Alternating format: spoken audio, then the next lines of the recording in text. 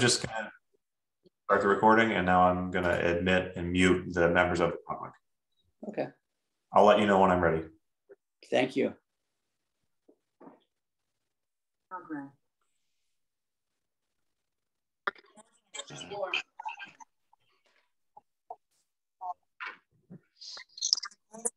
Hi.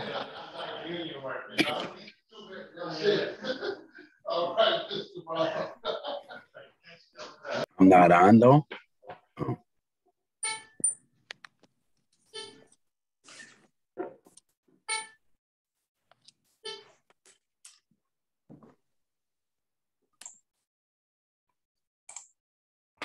Going to be a contentious meeting. Oh yeah, you got a lot of people.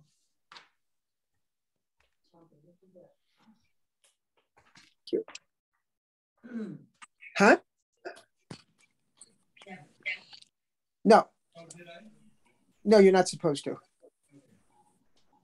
I don't think. They can hear you. You're not muted. See if you want to mute. Okay.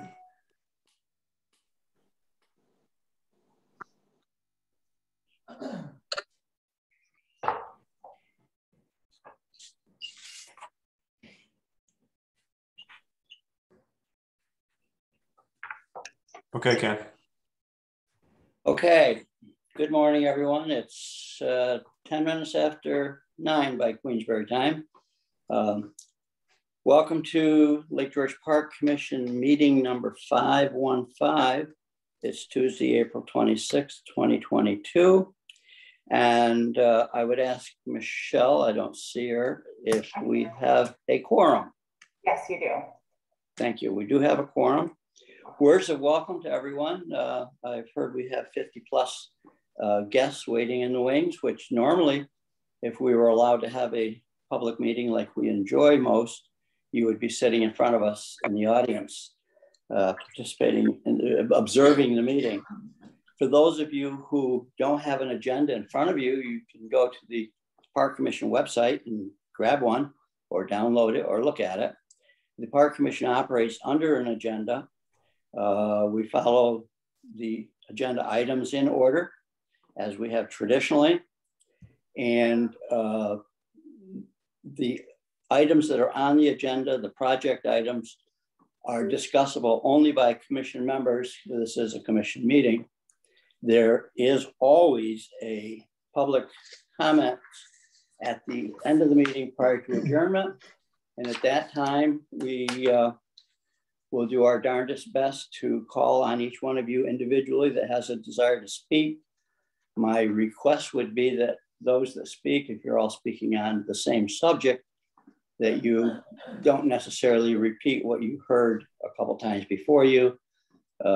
Offer your name and your community for our identification purposes, for our records, and the subject matter and whatever support for your subject, pro or con, you may have. So moving on with that, our second item on the agenda is for the election of a new park chairman. I'm going to presume something that most of you know, that our beloved chairman, Bruce Young, passed away 2 weeks ago, and his wife died yesterday. And so with that, I turn it over to Carla for the election of the new chairman. Thank you, Mr. Vice Chairman. Pursuant to Article 43 of the Environmental Conservation Law, the Park Commission consists of 9 commissioners. Of those commissioners, we do have officers, them being the chairman, the vice chairman, and then the secretary treasurer. With the passing of Chairman Young, it is necessary for the commission to move forward and have an election for chairman. So I would, at this point, as council, I'm going to ask for a nomination from the commission for chairman. I nominate Ken Parker for chairman. Second. Second that. Second. Commissioner Stanek has nominated Commissioner Parker. And was that Commissioner Mason who seconded that? I would be happy to second that, yes. Is there any discussion? Seeing none, I would ask for a vote on whether or not to appoint Commissioner Parker as the chairman of the Lake George Park Commission. And we can do this right. Aye. Aye. All in favor? All opposed? All abstentions? Seeing none. Congratulations, Chairman Parker. Thank you very much, everybody. I appreciate the support. The only promises I make are the same that I made in 2006, which is to support the efforts of Lake George and its constituents and its residents and its businesses. My only goal is to do what Bruce would do. For the past couple of years when I've been helping him, I would often stop and say, what would Bruce do? Is this the right way to do it? And that's my promise to you. Bruce Young must have resigned. I'm sorry? Now we, to elect the vice chairman, I would look for nominations for the chair. I would ask someone if they would nominate Joe Stanek. Mr. Chairman, I nominate Joe Stanek. I'll second that. Motion made by Dave Floyd, seconded by John McDonald. All in favor for Joe Stanek as our new vice chairman, please signify. Aye. Aye. Any nays? Hearing none. Congratulations, Mr. Stanek. Now, per Article 43, we need to select a secretary, treasurer, which is called for. Mr. Stanek, you have a comment on that? Yeah, I'll nominate Dave Floyd. Second. Motion made by Joe Stanek, seconded by John McDonald. All in favor, please signify. Aye. Okay, no nays. Dave Floyd, you're the new secretary treasurer of Lake George Park Commission. Thank you very much. And we'll work on city chairs in the coming days and make some, I don't call them assignments, but make some selections, I guess I should say. Item 3 on the agenda this morning is acknowledgement of Chairman Bruce E. Young's service to Lake George. We can't forget Sue. She was next to Bruce every inch of the way. Why am I on mute? I have a resolution to read, and while I read and some comments to make leading to the resolution, and as I do that, I think our gang at the Park Commission office has put together a pictorial review in tribute to Bruce.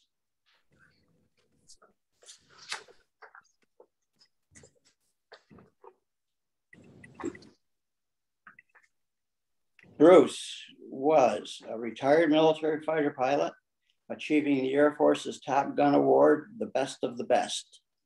He flew almost every commercial airliner throughout the world for almost 30 years, logging more than 23,000 hours. He was first appointed to the commission in 1996, became chairman in 2002, leading the commission with distinction for 20 years. By far the longest serving chairman of the commission, more than half of its existence as a state agency. In Bruce's tenure as chairman, the agency put in place some of the most groundbreaking protections of any water body in the nation, including stormwater management, stream corridor protection, invasive species prevention, and more. Bruce was instrumental in working to secure funding for a new office facility for the Park Commission, and the idea to make the building a dual-use structure housing the new Battlefield Park Visitor Center was his. The building will stand for many decades as a testament to his vision and leadership.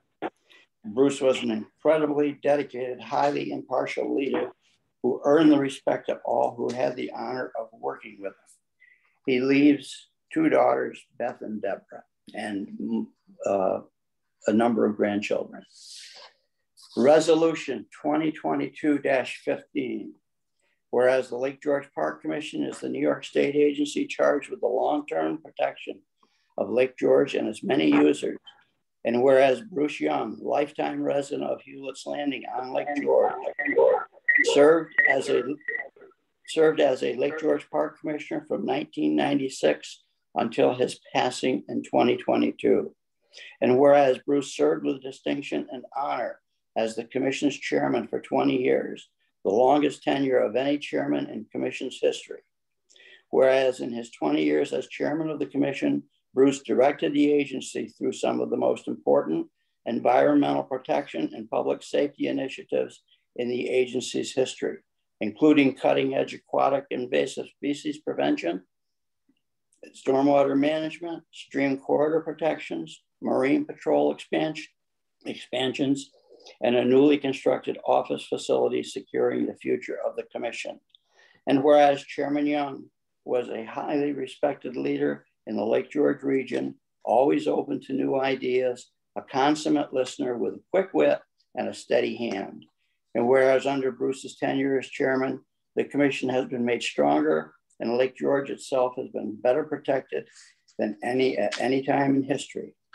Now, therefore, be it resolved that the Lake George Park Commission Board of Commissioners and staff hereby honor and acknowledge the significant accomplishments that Bruce Young has achieved in his tenure at the Commission, and also resolve that the Commission recognizes Chairman Young for his considerable efforts, always giving generously of his time and talent with the lasting protection of the Lake George Basin and its waters, his unwavering guiding principle.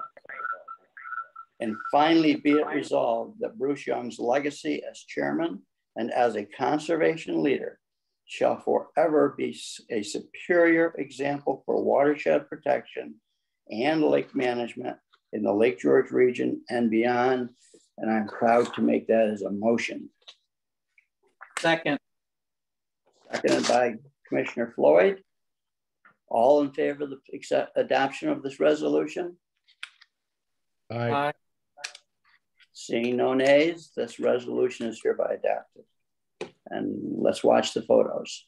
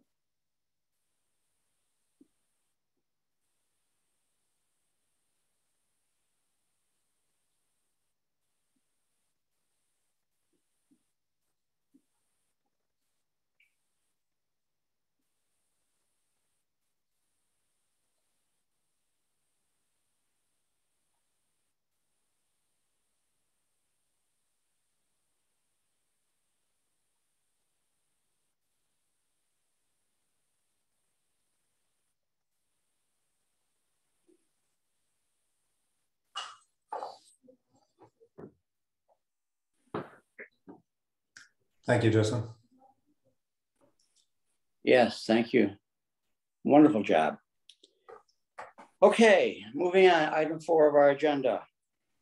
Approval of the meeting minutes and fiscal actions report, which I hope we all had an opportunity to review. I would look for a motion for approval of the meeting minutes from March 2022. So moved. Second. Motion's made, seconded. Any discussion? All in favor signify. Aye. Any nays? Motion's carried. Motion for approval of fiscal actions report March 2022. Motion. Make a motion. Motion made, motion seconded. Any discussion? Hearing none, hearing no nays. Motion's adopted for approval. Item number 5. Let me just check these so I don't lose my place. Lake George Park Commission Septic System Inspection Program and Proposal. Carla, I know that some of us term this as kind of housekeeping items, so would you guide us through it, please? Absolutely, Mr. Chairman. As the Commission and the public know, the Park Commission has been going through and preparing septic regulations for quite some time now. A few months ago, the board declared itself lead agency for the project, went through and sent all the letters out, and no involved or interested agency challenged the lead agency designation. So the next step at this point is for the board to go through parts 2 and parts 3 of the environmental assessment form seeker process. The whole point of this is to ascertain whether or not there is a significant impact on the environment, to whether or not we will go forward with the septic regulations. I have provided for you, the commissioners, both parts 2 and parts 3 with an attachment identifying all of the studies that were done, all of the environmental work that has been done with respect to this project, and taken it upon myself just to draft up what the resolution may be should the board determine there is no significance. So I would bring your attention, commissioners, to the part 2 form for seeker. I have, as I indicated, taken the liberty of putting in the responses to part 2. I'm happy to go through each and every one if you would like, or happy to have someone advise that they are, on behalf of the commission, the commissioner is fine with going through with what has been identified. For the public, what has been identified is that the answers to the questions on part 2 are no to small impact for all of the questions requested. So, Mr. Chairman, how would you like to move forward on that? I polled the commissioners earlier today, and they wanted you to proceed as per your plans. Okay. That being said, then, there is a resolution that is drafted. Before the resolution is read, I just want to give a quick update of the next steps of the process for the commissioners and the public. This will complete, if the resolution is adopted, this will complete the seeker process. And we will move forward with putting forward the resolution in the environmental notice bulletin and all the proper places. The documents and the regulations are all drafted with some slight changes perhaps from Department of Health. We're still waiting to hear from. DEC has provided some information. Those are the 2 agencies per Article 43 that have to approve these documents as well. Once that's done, the hope is at the next meeting, we have a resolution to push this forward to Albany in the next set of rulemaking. And at that point, Albany will look at it and at some point advise the Park Commission when we can set up the public hearing. The hope is that this is all going to be done throughout the summer so that everyone will have the opportunity to review it while they are up here enjoying the lake. So with that said, I believe Vice Chair Stanek, you have a resolution. Yes. If you want me to read it or you can read it, it doesn't matter to me. I can read it. Okay. Resolution 2022-16, whereas the Lake George Park Commission is empowered to pursue it to Article 43 of the Environmental Conservation Law to develop regulations pertaining to wastewater treatment in the Lake George Park. And whereas improperly functioning wastewater treatment systems, septic systems, can have deleterious impact upon the public health and nearby water bodies, including Lake George. And whereas the summer of 2021, the commission formed an ad hoc committee comprised of representatives of the New York State DEC, New York State DOH, and local municipalities, as well as engineers, subject matter professionals, to research and investigate the need for a protective inspection program for septic systems within the proximity of the Lake George.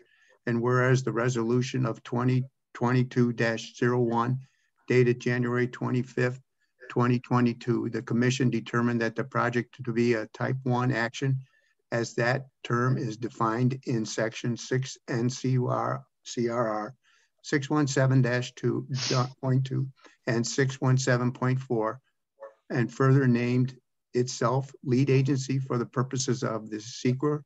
And whereas no interest or involved party objected to the commission's desire to serve and act as the lead agency for the purpose of seeker. And whereas the commission has taken a hard look at the project and examined and completed parts 2 and 3 of the full environmental assessment form, And now therefore be resolved that by the Board of the Commissioners that the proposed project will not have a significant adverse impact on the environment or for the reasons set forth in the attached notice of determination of non-significance, and be it further be resolved that the attorney for the executive director, staff, and the LGPC council and are authorized to take all actions reasonable and necessary to file the negative declaration and discharge the commission's responsibility as the lead agency for this action. So moved. Second. Motion made, motion seconded by Commissioner Mason. All in favor of this motion signify. Aye. Any nays signify. Seeing none, hearing no more discussion on it, motion's passed. Thank you. Item 6, Eurasian water milfoil control. The Eurasian water milfoil. Milfoil has been creating problems in the lake for almost as long as I've been on the Park Commission. We have spent a lot of money on hand harvesting. It has been semi-successful. We found spots that it just doesn't last that long and it keeps continuing to grow. So we've asked Executive Director Wick to put together a program to again review for everyone, even though we've seen this before. A lot of us have seen it before. Perhaps some of you have not seen it yet. This is part of the program that was used for the APA to deliberate recently and pass substantially by vote for approval for Procellacor to be used. David, can you get us into your program? Yes, I can. Ken, thank you. Let me switch over here if I can.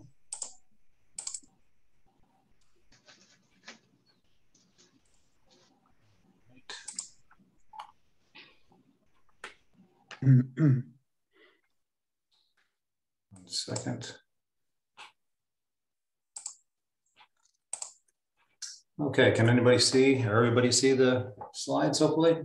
Yes, Yep. Dave. Yeah. Yep. Awesome. So this is the beautiful bay in Glen Burnie called Blair's Bay. Nice picture from Carl Hallman. This is one of the areas that we're going to be talking about today.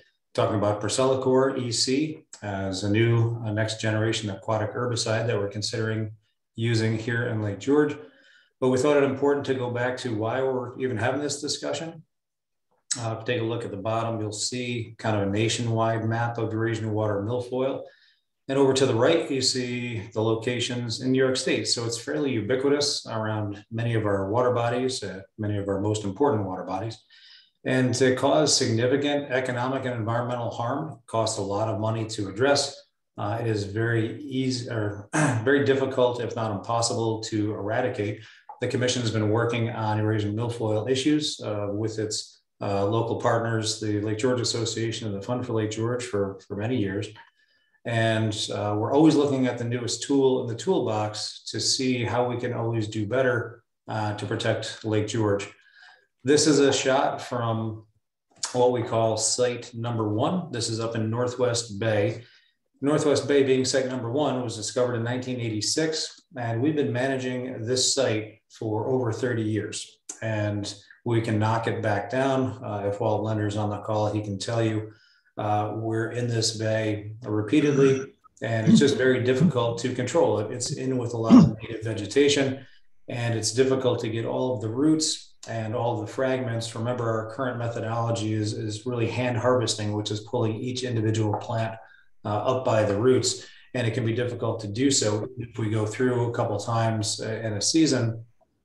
If we don't hit it that very next season, by the time we come back to the following season, this site will have rebounded and we're back to kind of where we started. We have several of these types of bays in Lake George, and while some bays respond very well, other bays do not.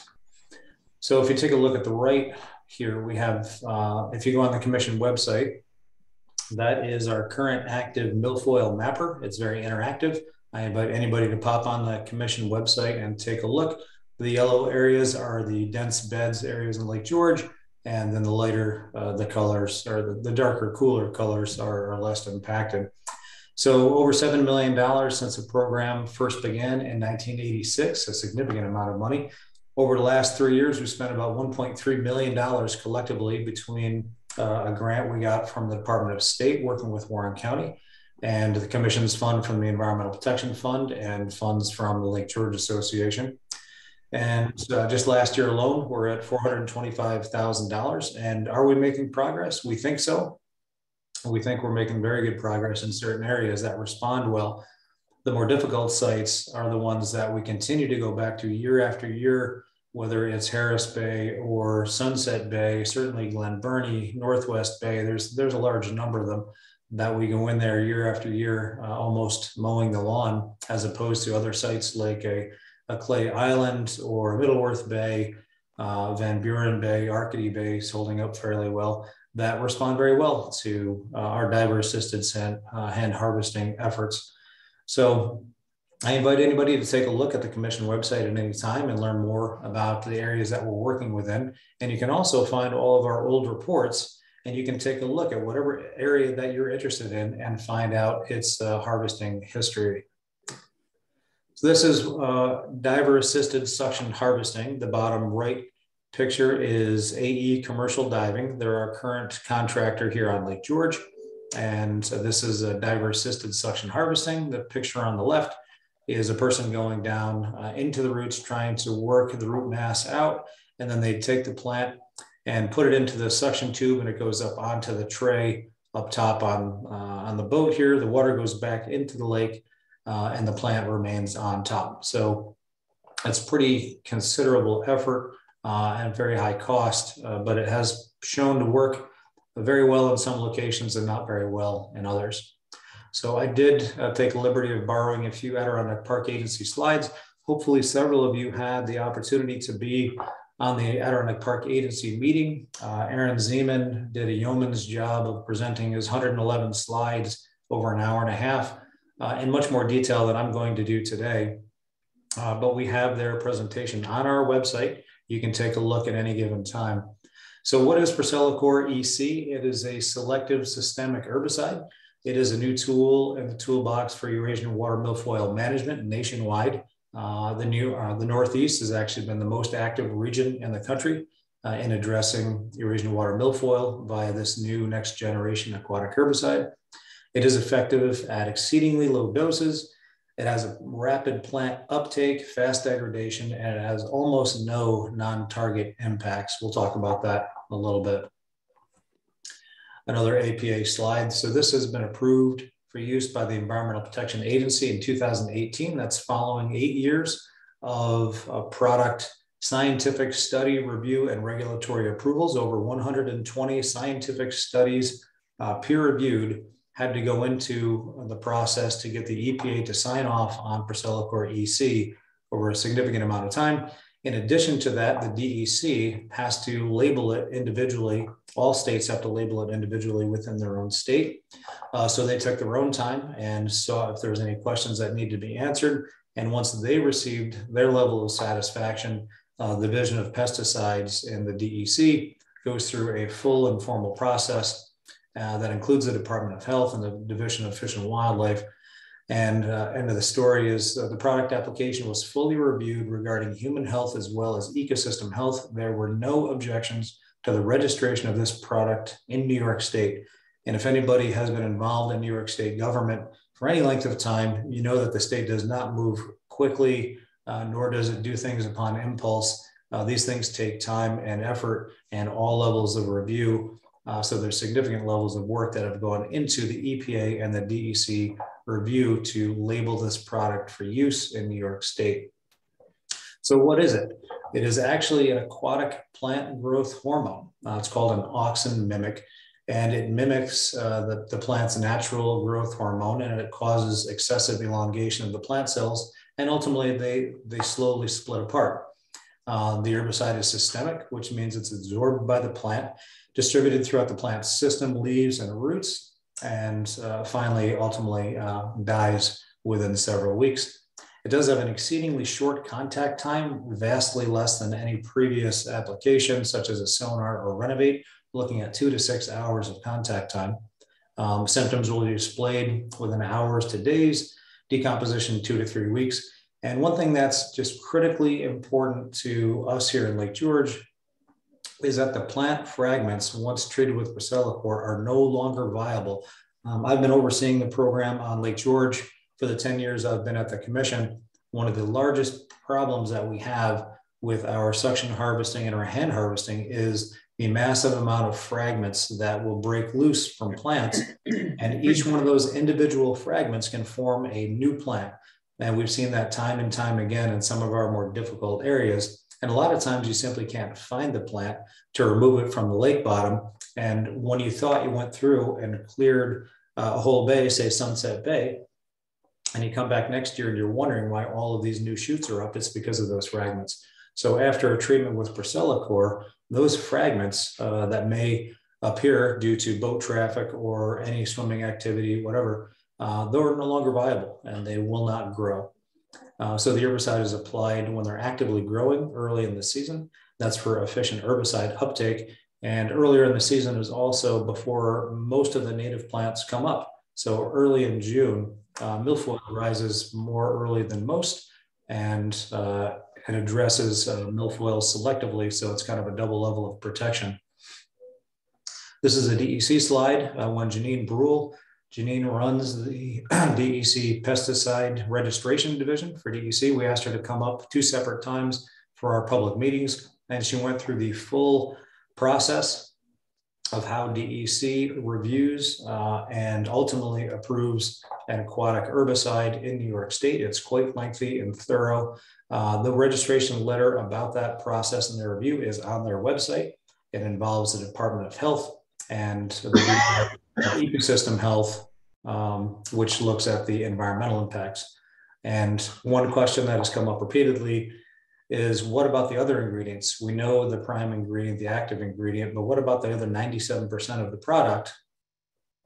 And we asked that specifically because the commission has spent considerable time learning about this product. And in speaking with Janine, she made it abundantly clear that every ingredient in Procelacor was evaluated by EPA in New York State for public health and environmental impacts, not just the active ingredient.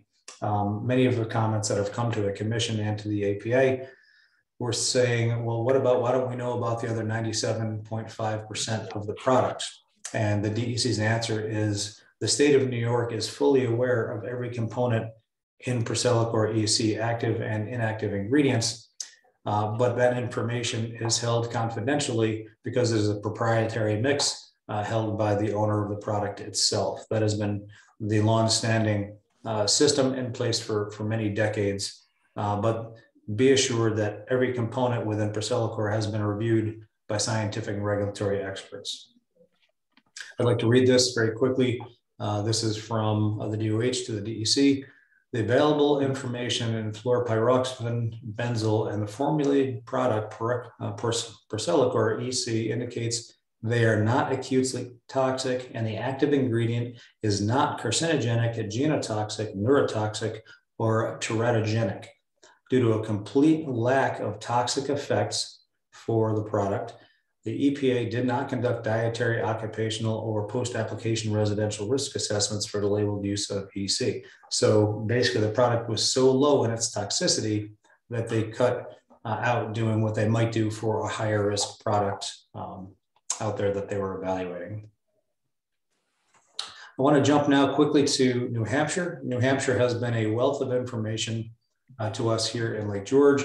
I've known Amy Smagula, who runs the New Hampshire invasive species program for the state regulatory agency. That's the Department of Environmental Services.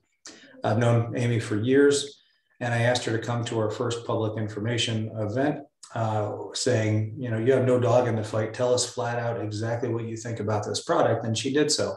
And she provided a presentation, and I took some of these notes. This is actually her slide. So Priscilla use in New Hampshire in 2018, they actually did pilot studies with and for the EPA in 2016, and then ultimately New Hampshire approved it in 2018.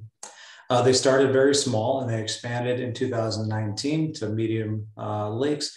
2020 and 2021, they expanded to large lake systems for larger treatment areas. And the largest treatment that they did was about 64 acres out of a 704 acre water body, which was significant. We get a lot of questions, and rightfully so, on drinking water supply. So Winnipesaukee in New Hampshire is definitely a drinking water supply. It's the state's largest lake, about 46,000 acres. Paugus Bay is their drinking water supply for the city of Laconia, about 17,000 residents, and very similar to Lake George, hundreds of thousands of visitors every year. They have done several treatments in Lake Winnipesaukee, really not that far from their water intake plant, 5 to 19 acres in size. And tested across the bay intake and the drinking water treatment plant, and no detection was determined outside of the pre-planned treatment zones that you can see in the map here. No public health impacts whatsoever. So another slide from Amy, observations from almost 50 Priscilla treatments in New Hampshire. Again, Amy is probably the foremost regulator that we're aware of that has overseen all of these applications and the required science and follow-up. So she's, again, a wealth of information. Her observations: outstanding invasive milfoil control within 3 to 4 weeks post-treatment, no significant impacts on native aquatic plants, quick decline in herbicide concentration in water column across the sites, no post-treatment algal blooms, that's HABs or otherwise, following treatment and milfoil die-off. I know that's been a concern to some residents. And many of the sites with Priscilla treatment are seeing 3+ years of control with much lower dosages than traditional herbicide, allowing for significant reduced herbicide use overall and excellent control. So we asked Amy at the end, what is your conclusion? Is this a public concern to the state of New Hampshire, these ongoing uses? She says, we have not applied a product in that same site at all in any of the applications. Each application that they've had within New Hampshire has been successful. They had 2 or 3 where they were actually associated with a fast moving water body, and those were not as successful. We do not have those conditions in the 2 sites that we're looking at here in Lake George. Moving on to Vermont very quickly, the Vermont state toxicologist was asked to review the product specifically for a few applications in Vermont. And this is in 2020, and I thought it was a pretty telling statement. The full letter is on our website. You can look at it at your convenience.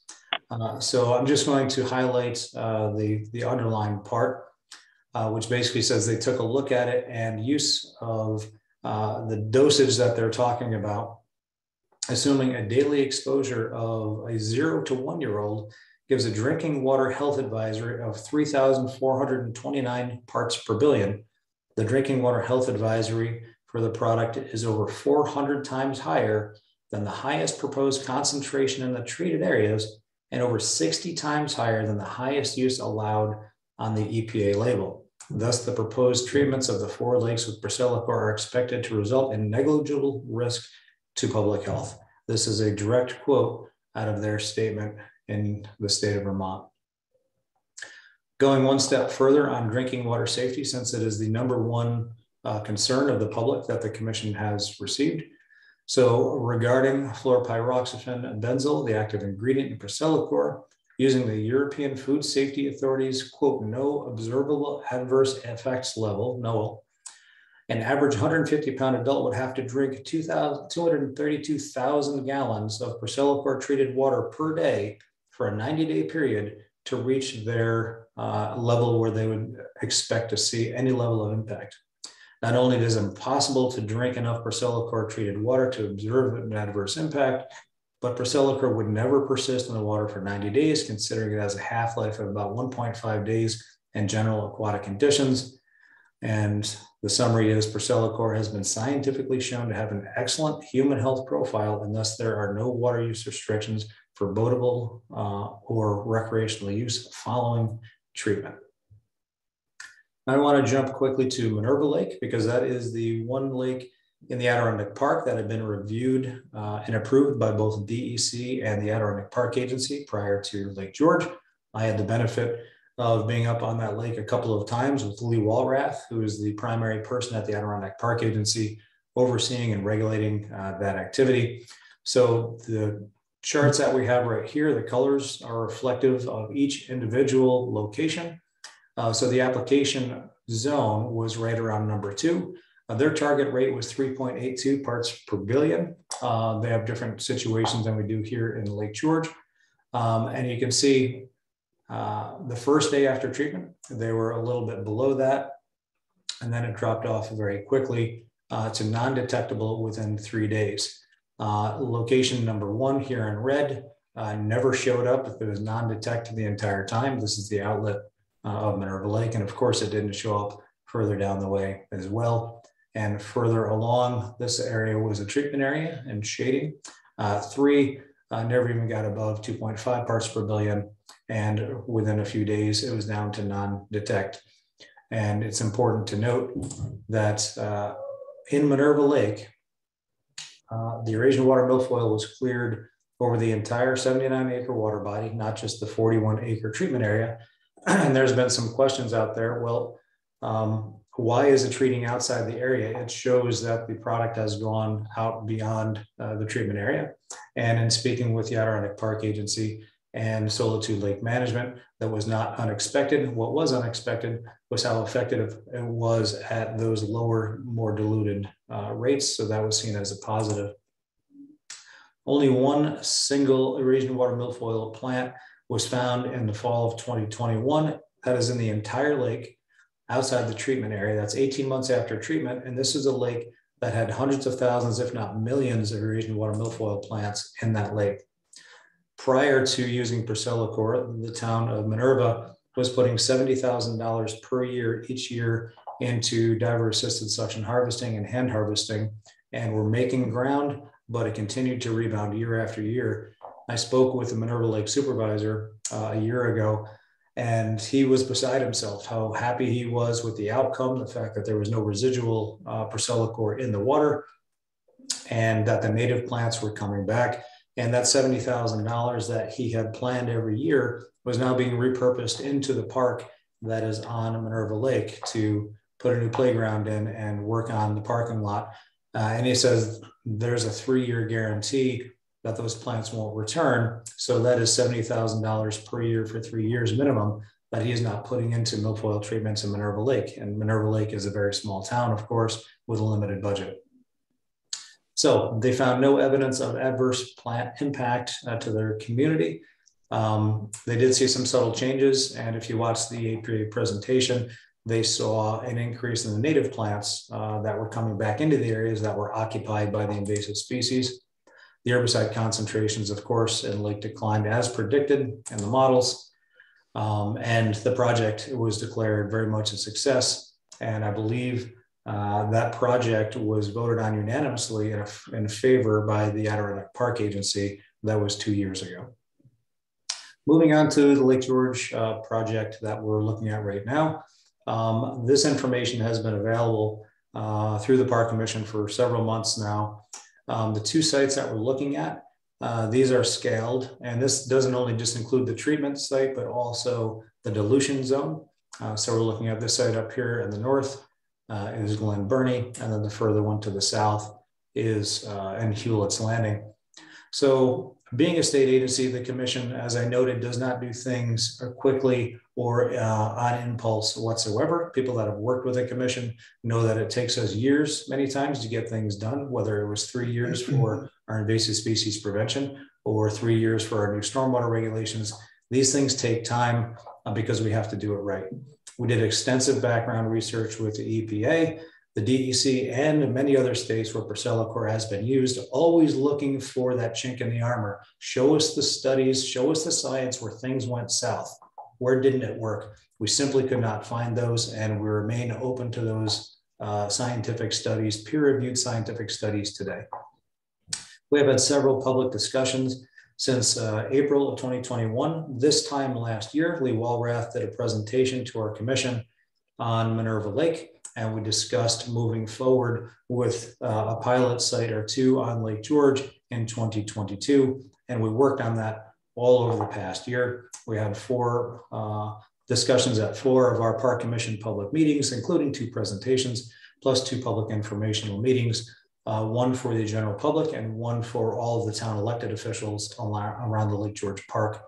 We did submit more than 1,000 pages of permit application documents to the DEC and the APA. This is not done lightly. It takes a huge amount of work to make sure that everything that we're doing is by the letter of the law. We did receive the DEC and APA permits in 2022, fairly recently. And it's worth noting that the treatment dosage we're talking about is 7.72 parts per billion, which equates to 1 single drop in a large swimming pool. And out of that single drop, 97.5% of that drop is inert ingredients. It gives you a sense of scale of how little actual product goes in. And again, this isn't a known carcinogen. This is a plant growth hormone. It just happens to be exceedingly effective against Eurasian water milfoil. So jumping to the 2 sites that we're looking at, this is an accurate representation geographically of the Sheep Meadow site. If you zoom in a little bit, the orange is the treatment zone and the yellow is the dilution zone. And you'll see some monitoring that we're going to be required to do as a part of the APA and the DEC permits. This is Sheep Meadow Bay. It's south of Agnes Island. This is Agnes Island up here. And this has been a problem area for many years. But since it is outside of the primary boating zones, the commission stopped working on this site back in 2014. That was followed many years, I believe 10 years, of benthic barriers, hand harvesting, and other efforts. So Sheep Meadow Bay, 3.6 acres with Priscilla core at a concentration of 7.72 parts per billion in spring, early summer, so that most likely be June. Total volume of the herbicide over this considerable area, including the water depth, will be 4.78 gallons injected below the surface within the red hatched area. Again, that 4.78 gallons, a very small portion of that is actually active ingredient. The rest of it is inert ingredients to get the product to where it needs to be. This is the post-treatment concentration monitoring that is required by DEC and APA in every aquatic herbicide application in New York State, not just Priscilla. And you can see the red area is the hatched area where the treatment will be undertaken. And the commission will be sampling with our consultant, Solitude Lake Management, in these other outside areas. Here's the schedule. It's very specific. 1 to 3 hours, 10 to 12, 24, 3 days, 7 days, and then 7 to 14 days. All of that went out in the request for proposals that the commission put together for looking for vendors to work with us on this project. Skipping up to Blair's Bay. Blair's Bay, most people know Glen Burnie, all the way to the north of the lake. The red area is the area of treatment, and the orange area is the area that we need to analyze, very similar to what we just looked at for Sheep Meadow Bay. Same process, same collection schedule, and at the end, we also do have to do repeated plant surveys. We're also going to be adding additional sites at the request of a couple of our commissioners to say, let's not just meet what the requirements are, let's exceed those requirements and do better. And let's make sure we have the best information available post-treatment. And everything that we do at the commission, as you know, is highly transparent and very open. And all of this data will be publicly available. We had many conversations with many people through this process. And if at any point the commission determines that there is a negative impact to working with this product, this will be deep discussions between the DEC, the Adirondack Park Agency, and all of our partners municipally to say, is this something that we want to continue? So this is an open conversation, and it has been for quite some time. So the treatment proposal and cost, Solitude Lake Management proposal for the treatments. This includes both sampling and plant. For the 7.6 acres, the treatment itself is about $23,000. And you can see the breakdown of what's required. So ultimately, the proposal is for $39,300.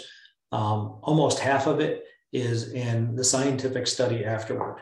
of the residual testing for the water chemistry, and then the post-plant survey as well. And then of course, the final reporting as required by the regulatory agencies, DEC and APA. So the scientific work following the application doubles the cost of the project, but it's the right thing to do and it's required. So that's the application that is in front of you as commissioners today, is to consider the resolution to adopt Solitude's proposal to move forward.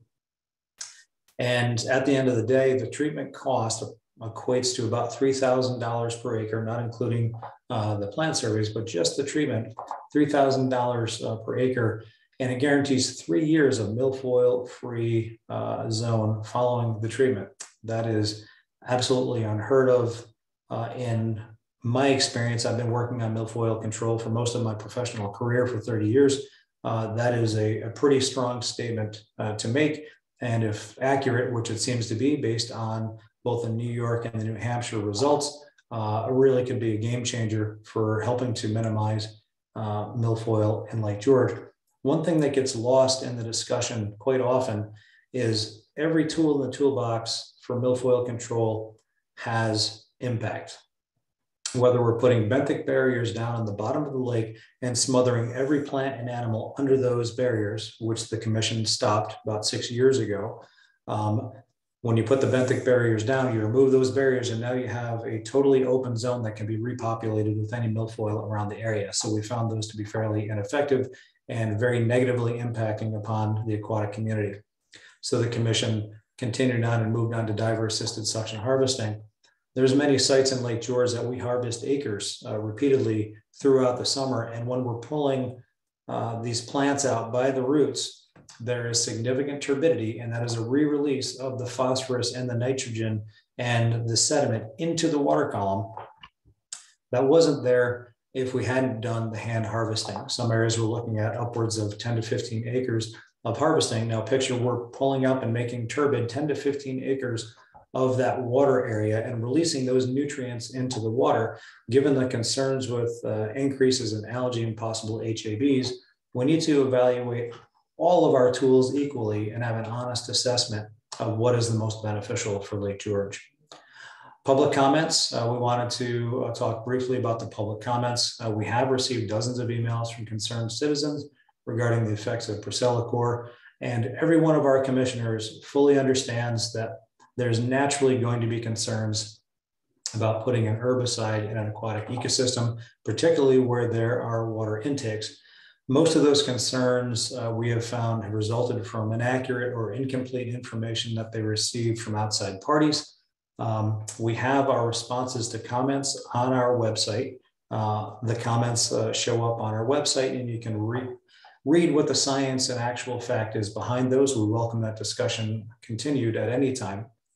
We have looked at each one of those concerns because the commission is not an expert in Procellacor chemistry or the regulatory review process. So we reached out to those people to learn more about it, specifically the regulators, and said, tell us how this got from beginning of product to end approval. What does that process look like? And I was fairly astounded at the level of detail that they had to go to register a new product in New York State. We had the benefit of that experience. We've been working on this project for over a year now, so we have some pretty deep knowledge on how this all works. The commission relies on experienced experts and regulators to determine safety. We have not done product efficacy and safety, nor can you do jump out into Lake George in a year's time frame and say, yay or nay, this product is safe or ineffective. That's just not the way science works. It takes a lot of time. It takes a lot of peer review. It takes time to set up those studies specifically. You need regulatory approval to do so. And hopefully be comfortable in the fact that if you believe in government, the process was done, it was done well, and they've come to their conclusions. EPA in every state in the union has said, we feel this product is safe for the public and has no non-target impacts of concern to the aquatic ecosystem. We cannot replicate that level of 120 peer-reviewed scientific studies that all came to the same conclusion. That can't happen in a year's time or 2 years' time here on Lake George. The basis of science is if you have similar conditions and you repeat these processes over and over and you get the same results, you get a confidence level that those facts are accurate. We don't have the ability here in Lake George in any reasonable time frame to come even close to the level of work that has been done currently on this project by the EPA, by New York State, by the Department of Health, and every other entity around the country that has looked at this product. So our website does have extensive scientific information regarding Procelacor. It's extensive reviews and approvals, and we have offered at every turn to meet with any group or any individual to talk about this in more detail, because we understand it is still natural to be concerned with this, and we totally understand that. So in conclusion, a few points. The Lake George Park Commission is a New York State agency tasked with the protection of Lake George and its users, and would never consider taking an action that would negatively affect the lake or its users. We were solely set up to make sure that Lake George was going to be protected, water quality, ecology, and public safety for as long as we had the ability to do so. This Procelacor demonstration pilot does not go against that mantra. Procelacor is an EPA and New York State reviewed and approved aquatic herbicide, DEC and Department of Health, following a decade of product development and 100+ peer-reviewed scientific studies and regulatory reviews. Procelacor has no public health, drinking water, or recreational impacts as documented with a significant volume of scientific study and regulatory review. The Commission, working over the past year, has received permits from both the DEC and the Adirondack Park Agency for this action. Everyone knows how high profile Lake George is, and I would argue that our project went through more of a microscope than pretty much any project in the Northeast of the country. And let's remember, this is applied at 7 parts per billion, which is 1,000 times less than the previous generation of aquatic herbicides such as Sonar and Renovate. This is not Sonar 2.0. This is a next generation of aquatic herbicide that is specifically targeting the plants that we're talking about. Our 2022 demonstration project encompasses a total of 7.6 acres of treatment out of 28,000 acres of lake surface area. That equates to 3/10,000ths of the lake surface area, and these treatments will last for years. The Commission and its consultant will not only meet but exceed post-treatment water quality sampling requirements, working with DEC and APA, and if at any time the results aren't what they're expected to be or what have been shown in the past, the Commission will reconsider any potential future actions. So, Mr. Chairman and Board, that is an abbreviated version of some of what we talked about in the past, and certainly less than the APA, but we hope it answers some of your questions. But we are available. I know we do have Glenn Sullivan, our agent, is also on the call. If you have any specific questions about some of the science or more technical details, I'm sure that Glenn could chime in as well. So thank you for your patience and time. If you have any questions, I would be happy to entertain them. Thank you, Dave. This presentation that we've been using, remembering that the Lake George Park Commission said in the beginning that we would follow the science and go where the science led us. If the science was negative, we wouldn't be here today. And the science is not negative. We are here today. I recall sitting in one meeting that the DEC's highest representative on these items was part of, and someone brought up the subject about drinking water, et cetera, with Procelacor. And her first response was both DEC and DOH do not recommend anyone, anywhere, drinking water out of any open body of water that's not treated either at your own personal treatment or a municipal treatment plant. Dave mentioned that we had a separate meeting for a presentation basically identical to this, and we invited all of the municipalities surrounding Lake George to it. Not all communities attended. So some were not fully informed with the science of this. Before I ask for a reading of an agenda, of the resolution, which will be followed by a roll call vote, I'd just like to read from some information that I have that was produced, it's a neat part of an email that was produced by a person who I believe is a board member of a local organization. And in her opening paragraph, they say that they use the term, but we have to try everything. This was a memo about negative use of Priscillacor, et cetera, et cetera. We have to try everything to convince you, some of you folks out in the public, to be against it. Also, in that memo, there's words that say at least 2 lake organizations in Vermont, Iroquois and Bomazene, are opposed to Priscillacor's use. But these were not mentioned in the presentations to the APA board last week. Well, an independent person who saw this did a cursory Google search, and here's the response. The Lake Bomazene Association is not opposed to the use of Priscillacor. It applied for the permit. On Lake Iroquois, the herbicide was applied last June. The Lake Iroquois Association sponsored the treatment there. In fact, in Vermont, a handful of lakes have been treated with the same herbicide, including Lake Cortonia in Rutland, Lake Dunmore in Addison County, and Lake Pineo in Quechee County. And the information, as I said, was confirmed in a cursory Google search. So, you know, there's his and hers and ours and yours. And we follow the science. We didn't follow rumors and conjecture.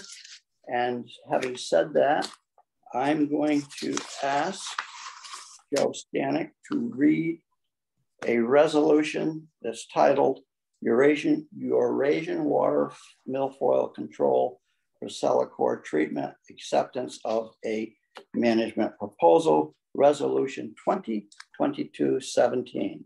Can you read that for us, Joe? Yes. Mr. Chairman. Yes. Mr. Chairman. Oh, I'm sorry. Aaron, thank you for interrupting me. I have a note here, which I neglected to read. Aaron Burns is our delegate from DEC, and she's going to read you a statement that explains why DEC is chosen to recuse themselves from the final vote. And we all believe that it's very appropriate. Aaron, I apologize for trying to go by you. No worries. On the advice of DEC Council, I need to recuse from voting on this matter due to the conflict of interest with DEC serving as both the regulator and the applicant for these projects. DEC has already issued a pesticide product registration for Priscillacor and issued 2 aquatic vegetation control permits for these projects. The APA board, including DEC's designee, also voted to issue wetland permits to the commission. Again, my recusal is based on this dual role and has nothing to do with the substance of it. So I'm going to sign off now. Thank you. Thank you. Thank you, Aaron. All right, Joe, for a reading, which will be followed by a roll call vote. Ken, is there anybody, is there any commissioners that had a discussion about this? I think we've covered this a couple of meetings already. Yes, we did, but if we have a motion in a second, then we can ask for discussion. Okay.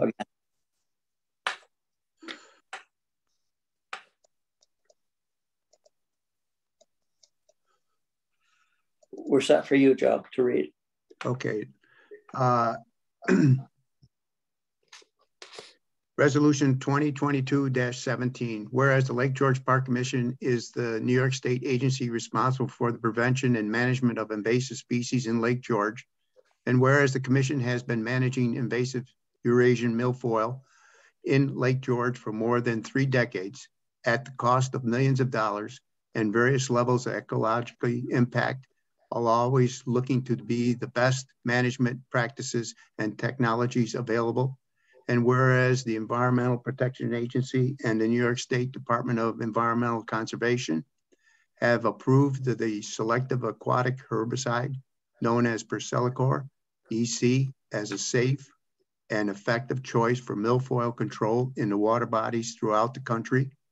And whereas since the very successful milfoil treatments in Minerva Lake, Glen Lake, Saratoga Lake, and others, the commission has been researching and studying the potential use of the product in Lake George, providing project updates, presentations at several public meetings. And whereas the commission has worked directly with the New York State DEC, the Adirondack Park Agency, Solitude Lake Management to advance concepts for 2 demonstration treatment sites in Lake George over the past year, and both the DEC and the New York State APA have authorized the commission to undertake these treatments.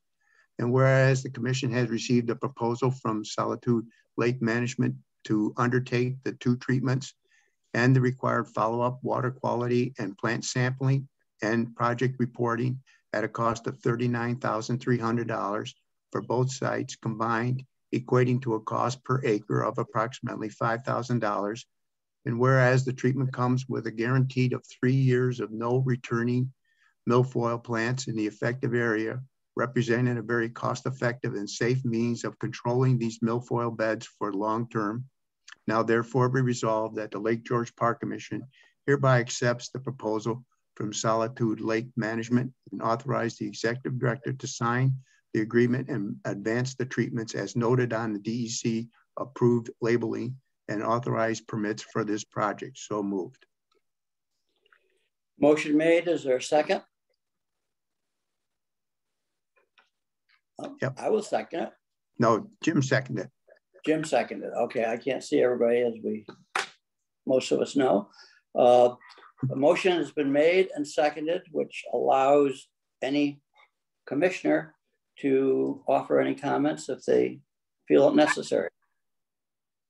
I can see Bill and I can see Kathy. I have been, since this was first proposed last April, I've been a skeptic about this, and I've listened carefully to all of the data. I've researched it quite a bit, and I'm impressed by all of the science, but at the same time, I'm still not ready to vote in favor of it. I don't feel that we can be sure that it's safe for our water. So I will be voting no. Thank you. Kathy? Well, I want to thank everybody who contacted me and my colleagues, and I took all your concerns very, very seriously. I found the answers, and I found and researched other facts that were in your concerns to come to my decision on whether or not to allow Procellacor to be put into the waters of Lake George.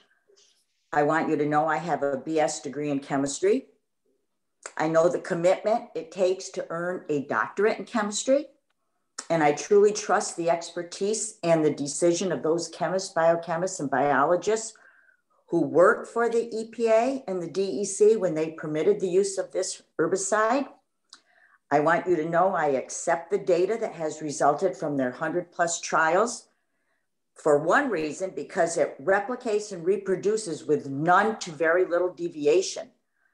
We're all here to protect and maintain the quality of the water in Lake George. I truly feel the use of only 7.2 parts per billion of Procellacor will enhance the aquatic environments in Blair's and Sheep Meadow Bays. I want you to know that I truly feel it will mitigate the release of the phosphorus and sediment, like Dave said earlier, into the water columns, which leads to an increase of algae and HABs. And to be honestly, personally, I am getting sick and tired of the algae that I see in that lake. So with that being said, I want you all to know that I have no reservations that the post-application study will show excellent numbers and no negative impacts on any macroorganisms and wildlife. So that's how I'm going to base my vote, which will be a positive. I see Joe Stanik's raised. Yes, I think we have to move forward on this for a couple of reasons. The first of all is that if we're going to model this, and people claim that, and rightly so, that Lake George currents and water flows are different as in every lake. And therefore we need to eventually, if we're going to model this and understand what effect it has on the total lake, we need to have this product implemented and installed into the lake so we can collect data on all of the points that people are brought up about what potentially it can do and whether it can go into deep water or wherever it might be. And this is one way in which we collect the data, understand it, and then be able to model of what effects this has and be able to forecast what impact it'll have in other areas of the lake. And this, if you don't do this, you're going to eventually just do modeling and do what ifs about workflow or water flow or whatever it might be, and never get down to the actual data. And since we have so much science basically concluding that this has very little impact on the overall water quality, but does impact reducing the plants, I believe that we should be moving forward on this. Thank you, Joe. Justin, can you, oh, I see it. Dave Floyd? I'm a resident of Hewlett's Landing, and this one site is going to be in my backyard. If I felt that it was going to be in any way, shape, or form harmful to the lake in any way, I would vote no on this. However, doing all the research that I have done over the last year and listening to all of the reports and all of the presentations that I've seen, I am confident that this is the right way to proceed. And I have informed my neighbors about this, who are also in the backyard of this test site, and no one is opposed to it that I know of in my neighborhood. So therefore, I will probably be supporting this, yes. Thank you, David. Justin, any other commissioners have their finger I'd like to. Hello? Hi, Dean. Go ahead. Thanks, Justin. Talking to a guy who's watched various claims about... Who's talking? Dean Cook. Dean Cook. Okay, excuse me. You remember him, right, Ken? Yeah, I do. I don't see your picture, but I know your name. Go ahead, Dean, please. Yeah, sorry about the picture thing. I've gone through any number of herbicides, pesticides, with a lot of thoughts that this is the best way to go. If we don't do this, terrible things will happen. Can't afford not to. One of the things that is lacking in this science on the one day is that it really don't know what it does to human beings over the long haul. When I was a kid at 5 or 6 years old, I had the pleasure of getting sprayed with DDT from a biplane. It went right over my head and traced the outlet, the shape of Hart Bay with his plane. Because DDT was going to be the great salvation. Since then, we've learned that DDT was about the worst thing you could have done for the environment. Those sorts of things we found out 20 years after it was sprayed. A lot of things now we know that work on vertebrates and other on herbicides like things act as hormones in the environment, and they change the way natural systems work and how things produce. And it takes a good long time to find out those things, and you have to do studies other than how many times how far the plants will go without it. Those sorts of things about herbicides are fine, but some of the effects of these chemicals are not on herbicides, they're on vertebrates. And it takes a good long time to see what goes on. If you'd had this conversation 30 years ago, nobody would have thought any of the stuff we used back then, sonar and others, would cause the change in hormones of our vertebrate and sometimes non-vertebrate species. So the fact that they couldn't breed, and the result of that, as we saw with DDT, was a loss of some of the species in the world or in our system. I am not in favor of this because I think it's early yet. I'm not saying it doesn't work herbicide-wise. It does. The long-range look at this needs to be a long-range look. It can't be 3 years or 4 years.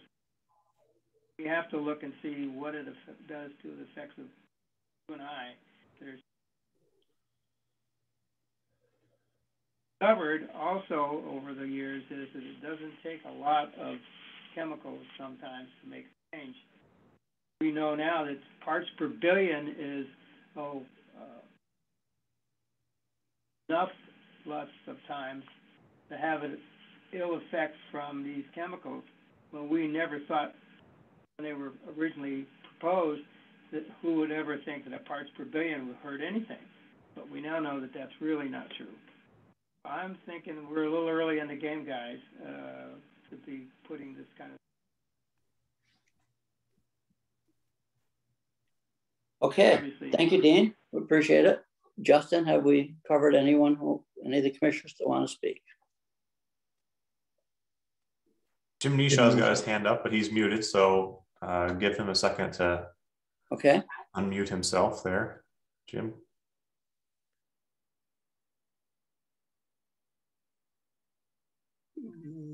There you go. Are you there, Jim? Okay. Yes. Mr. Chairman, I think we would be remiss if we did not move forward and approve this resolution. Based on all of the information and somewhat to personal experience, I'm a resident of the lake shore of Glen Lake for the last 20 years. And when the weather gets warmer, I do my daily swim and I can see the results of the application of Priscilla in Glen Lake. So I certainly will vote in favor of proceeding with this. We need to find out whether we can add this to our arsenal against the perennial battle against milfoil. Thank you. Thank you, Jim. Appreciate it. Justin, does that cover us? John McDonald's got his hand up. Go ahead, John. John McDonald.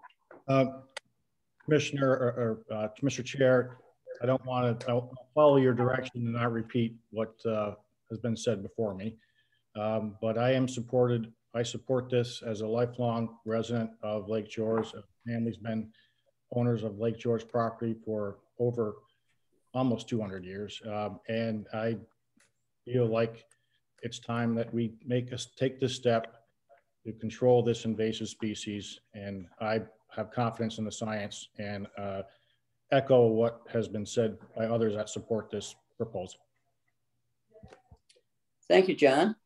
I believe we've covered all the commissioners for comments. We have a motion that's been made and seconded, and I believe now we can read the resolution. No, you read it. I'm sorry, excuse me. We'll do a roll call vote. I'm losing my notes here. Justin, can you and Michelle conduct a roll call vote for us, please? Sure. I'll read the commissioners off by name, and then the commissioners, will you please vote yes or no? Joe Stanek. Yes. Bill Mason. No. Kathy. Yes. Jim Nishaw. Yes. Dave Floyd. Yes. John McDonald. Yes. Dean Cook. No. Ken Parker. Yes. Aaron Burns has abstained. And we have one vacancy. So we have 6 votes yes and 2 votes no. And the chair declares this motion has been passed. Thank you very much for everyone for your comments. We'll now return to our agenda, and Joe Tuen, can you lead us into the project review report for Joe? Do you have a resolution to read for that first? Yes. Yes, okay, thank you. Resolution 2022-18, accept project review actions report. Whereas the commission has received and reviewed the project review actions report prepared by staff and dated 4/20/2022, and the project review committee recommends acceptance of the project review actions report. Now therefore be resolved that the commission directs that the project review actions report be incorporated in the minutes of the full commission meeting. So moved. Second. Made, seconded, all in favor, signify please. No nays being seen. Motion carried. Thank you. Joe Tuen, you have some projects for us. Yes, thank you, Chairman. There are 3 projects on the agenda, 2 tour boat applications and a dock modification. The first application on the agenda is an application for a tour boat by Lake George Suites, and this was actually reviewed by our colleague Jason. So I will turn it over to Jason to introduce the project. Thank you, Joe. Thank you, Chairman. So I'm giving the background on the LGS Sweet Rides LLC tour boat application for the vessel to be berthed at Lake George Suites in the Diamond Point area. So this endeavor proposes a 24-foot pontoon boat to be used as sightseeing tours up to 3 times a day in the months of May to October. It is proposed to be touring in the mid-south part of the lake, north of the village, but south of the Narrows. The actual places it will be is Assembly Point Channel, Long Island area, Rush Island, Whipple Island, Cotton Point, and Pilot Knob. I've provided the map of the proposed area for commissioners to see. Greg Meter was the actual person proposing the project on behalf of the LLC. He's here with us today as the Zoom user. So if you are ready, Greg, or whenever you're ready, you can give your part and background on the project. Before I begin, I'd like to mention that there is a special condition to the permit. There was some concern about what an added tour boat would do to the septic of the area, the parking, and just added guests and busyness. So the special condition worked out between a neighbor and the applicant, Greg, was to reserve the tour boat to just overnight users of the facility. So at that, I'll pass on to Greg. You can give more background as you like for the commissioners to consider. All right, thank you, Commissioners. Greg Meter, representing Lake George Suites Rides. As Jason said, our neighbor to the south was concerned with parking and added septic and so on for the tour boat. The tour boat was always intentioned to be only for our guests and simply for an enhanced vacation for some of our families that don't have the additional resources to rent a boat or get on the water in other ways. The owner of the Lake George Suites wants to provide access to the lake for our users. So he, purchased this boat and brought it up to be part of our motel operation. There won't be any tubing or water skiing or fishing off this boat. It's simply to take the customers for a short, probably a half-hour ride, go up toward so they can see the Sagamore, turn around, prior to Dome Island, come back around maybe the other side of Long Island and come back. So it's not intended for the public, and it's not intended to add any guests to our facility. We've also eliminated some of our seasonal dock spaces to increase the availability for our guests to bring their own boats. Obviously, that reduces the use of our facility by outside people other than our customers of our hotel. So that's our proposal. Like I said, it's pretty, we have no objection to the condition of only our guests. It was always our intention that would be so anyway. So if any of the commissioners have any questions, I can certainly answer them. Thank you, Greg. Is there anybody else to speak to the subject, Jason? Do you know? I don't know if anyone from the that made a public comment has joined today. They didn't reach out. They seemed satisfied by the special condition. All right. Do we have any questions for the applicant? No. Hearing none, I would entertain the reading of a resolution. Okay, resolution 2022-19, approve operation of a tour boat, application number TB 22-50 number 2. Applicant is Greg Meter and Lake George Suites. Whereas the applicant has applied for a permit to offer a tour boat services for one vessel operating from the Lake George Suites, a Class A marina. And whereas the Lake George Park Commission has reviewed the application, supporting documents, comments received, and other information which appears in the record. And whereas the commission has made a determination that the project is an unlisted action pursuant to the State Environmental Quality Review Act of 6 NY CRR 617.5, and as lead agency for the purposes of the State Environmental Quality Review Act, has made a determination that the project will have no significant impact on the environment, and the action is considered to be a major project pursuant to 6 NY CRR 645-5.3. Public notice has been published and distributed as required. The applicants have demonstrated compliance with the standards for a tour boat at 6 NY CRR 646-1.4D, and the facility complies with the Class A marina requirements of 6 NY CRR 646-1.2B. And whereas the commission finds the project will have no adverse impact on the health, safety, or welfare of the public, the environment, or the resources of the park, and will not alter the essential character of the area in which it is proposed, will not lead to congestion in the park, and will not have an undue visual, cultural, or audible impact on the neighborhood or the park. Now therefore be resolved, the Lake George Park Commission hereby approves the above application with the following modifications. The tour boat services will only be used for guests on the Lake George Suites Motel. So moved. Motion made, motion seconded by Kathy. No more discussion. All in favor of this resolution, signify A.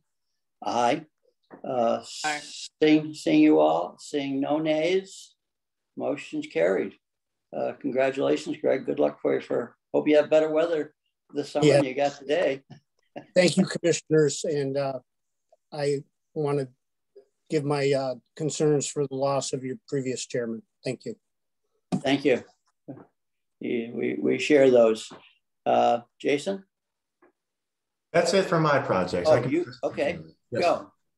All right, thank you, Chairman. The next application on the agenda is a dual application by Don Daly, who operates Lake George Island Boat Tours and Fishers Marina.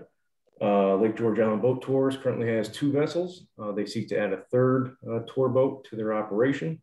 And to host this, Fishers Marina currently has pick up and drop off of customers at their facility. They seek a marina modification in order to add this 3rd tour boat to their facility. I believe I saw Don Daly among us. So at this point, I'll turn it over to Mr. Daly to describe the application in more detail. Looks like you're on mute, Mr. Daly.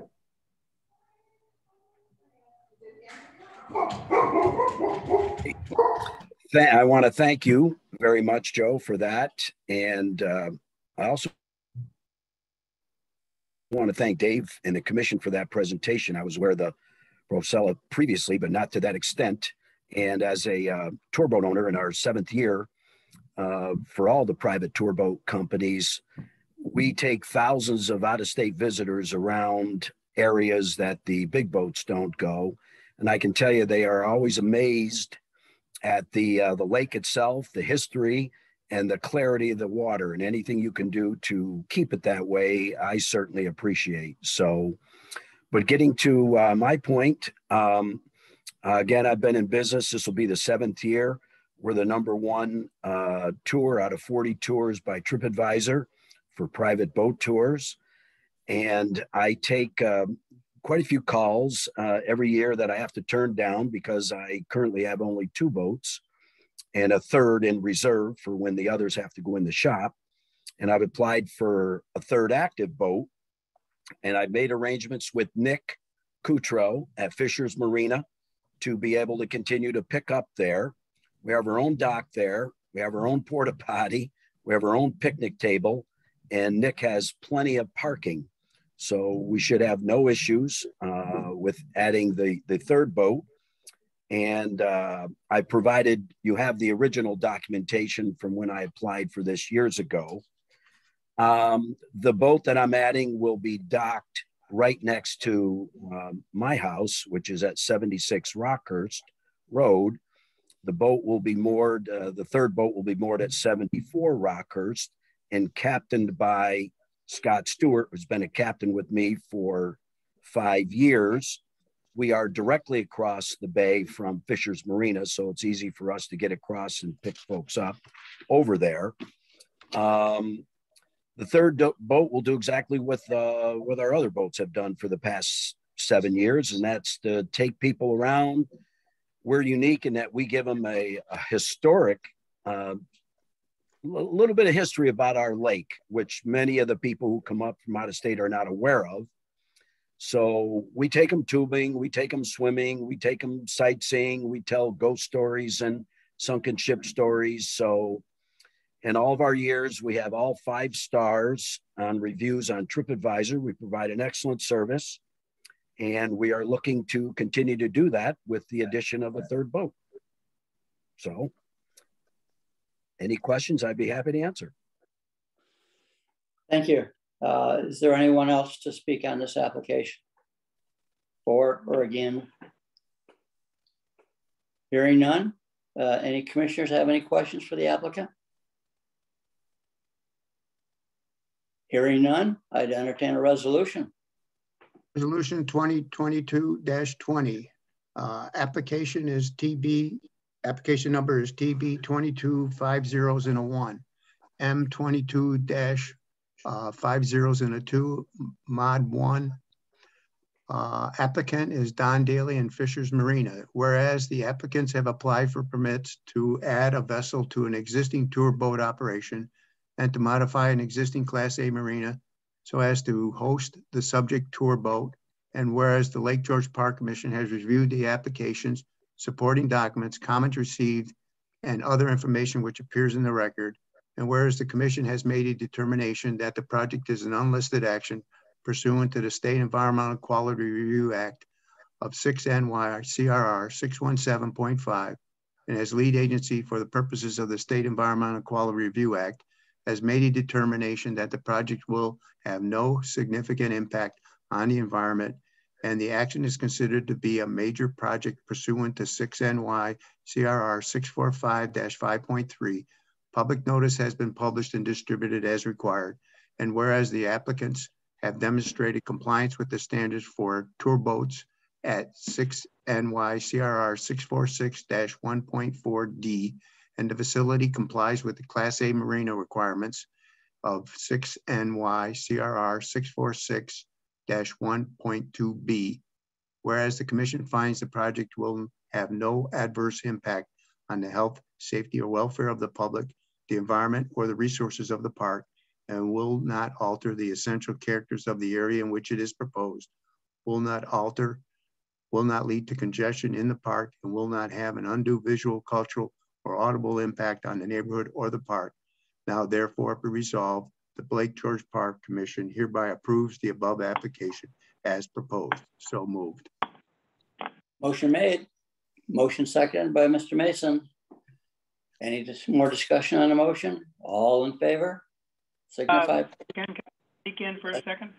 Okay, Dean, I'm sorry. I hear you there. Yeah, I think I'm a little concerned by the staff and of course by me, because we've talked before about how much is enough when it comes to the South Basin. That this area of towing that will be solely in the South Basin be designed so that it will stay away from our highly overused parts of the South Basin already. Okay, thank you. Mr. Daly, you have any comments? We avoid the South Basin, no offense, but the only time we do it is if we have to, if somebody just wants to see it and we tour it around. We do not swim there, we do not tube there. And the only thing we might do is go by and tell stories about the mansions or the history. But most of our time, if you look at our previous paperwork, is spent up in the Narrows or north of the Narrows in the Dollar Island area. So there's really no concern from us because of the traffic down there with the parasail boats. We try to avoid that area. Thank you. Okay, we're all set. We can I haven't taken a vote on this yet, have I? That's where we were. All in favor? Signify, please. Any? I'm hearing somebody but not seeing it. Dean? Yeah, I think that's me, Ken. Okay. So motion is carried then. I see no nays. Resolution is passed, and thank you, Mr. Daly, and good luck to you. Thank you very much. Okay, one more, Joe. Yep, thank you, Chairman Parker. And following up on that, just for everyone's understanding, Mr. Daly's current permit, as do most of our tour boat permits, have a restriction on recreational towing in areas known to be over capacity. And it sounds like in practice that that's something he's following along with. So that would be standard for any type of tour boat permit. So we shouldn't be seeing any kind of water skiing or tubing in those super busy areas due to safety concerns. And with that, we'll transition to our last item on the project review agenda, which is a request for dock modification by Bolton Landing Marina. They have requested the ability to remove a 97-foot long pier from their dock facility and reapportion it on 3 other existing docks and reorganize those docks such that there's greater width in between them to facilitate safer berthing, ingress, and egress. And I believe I see Mr. Steves here representing the applicant. And so, Matt, I'd welcome you to unmute yourself and talk about the application. Yeah, good morning, everybody. Thank you. Matt Steves representing Bolton Landing Marina. I do have Frank Perillo here with me too, if there was anybody had any specific questions for Frank. As everybody knows, this property, Bolton Landing Marina, is primarily used for the quick launch. So they currently have 6 quick launch docks and a gas dock on the south side. What our proposal is to do is to take the 7 docks in total now and reduce it to 6, as Joe has stated, removing the dock on your plans that we submitted to you, dock B, and then reapportioning that for other docks, but not using the total length of that dock on the extensions of the proposals. So basically all the docks would be the same length out into the water as existing dock C. That would be relocated a little bit to the south. And like Joe said, they make room in between the quick launch docks for the safety reasons and the fact that the boats are now pretty much wider beam boats than they ever have been before. It just makes more efficient and safer operating procedures. So you currently have around 667 feet of dock for the 7 docks. With the 6 new docks, we'll be down to 617. So realigning the docks and making more width between them, we're actually reducing the total length of the docking within this parcel. And that is, again, the proposal. We're not doing anything to the gas dock in this application as that has been in front of you before, but we're not proposing any changes to the gas docks, just basically reallocating the usage of the remaining docks to the north. Okay, thank you. Is there anyone else here to speak on this issue, pro or con? Hearing none, seeing none. Joe, do you have any additional comments to add to it? No. All right, we'll hear a resolution. Actually, I'm sorry if I could interject. We had this is a commercial variance application, which we always look at very closely. And one of the things that has come up in discussion at the staff level and while looking at the site during our site inspections last week was to see if the applicant would be agreeable to a slight modification to the proposal such that the total offshore distance of the dock complex wouldn't be increased. Currently, as proposed, it would essentially, although there's no increase in linear footage, it would increase the footprint of the facility on the lake. One thought that came up in the field was reducing the proposed length such that they're no longer than the longest dock on site. That's a concept that I shared with Mr. Steves and Mr. Perillo, last week, in which they are amenable to. And they've submitted an updated dock drawing. We got it kind of late, and I sent it to you, but you probably haven't had an opportunity to look at it. But it was in recognition of that suggestion, and they seemed agreeable to that modification. So that way we're not seeing, across the lake, other marina facilities taking 100-foot long docks and just throwing them on the end and having, undue impact on the lake and the neighbors. So I just wanted to bring that topic back up and see if that's something that the board is still interested in seeing, making sure we're all on the same page. And I can share that, Joe, if you need me to. Oh, on your screen, you mean? Yes. Yeah, Justin, can we figure that out? Commissioners, anybody have any comments for Joe or the applicant? When we visited the site, I think there were several commissioners there, and I think we all agreed that that was a good compromise in keeping the footprint on the lake about the same, but reducing the total length of the total dock space. Thank you. Very good. Hearing no more comments, I'll entertain a resolution on that. Resolution 2022-21, approved dock variance. Application number is TWM 222-4019, dock modification.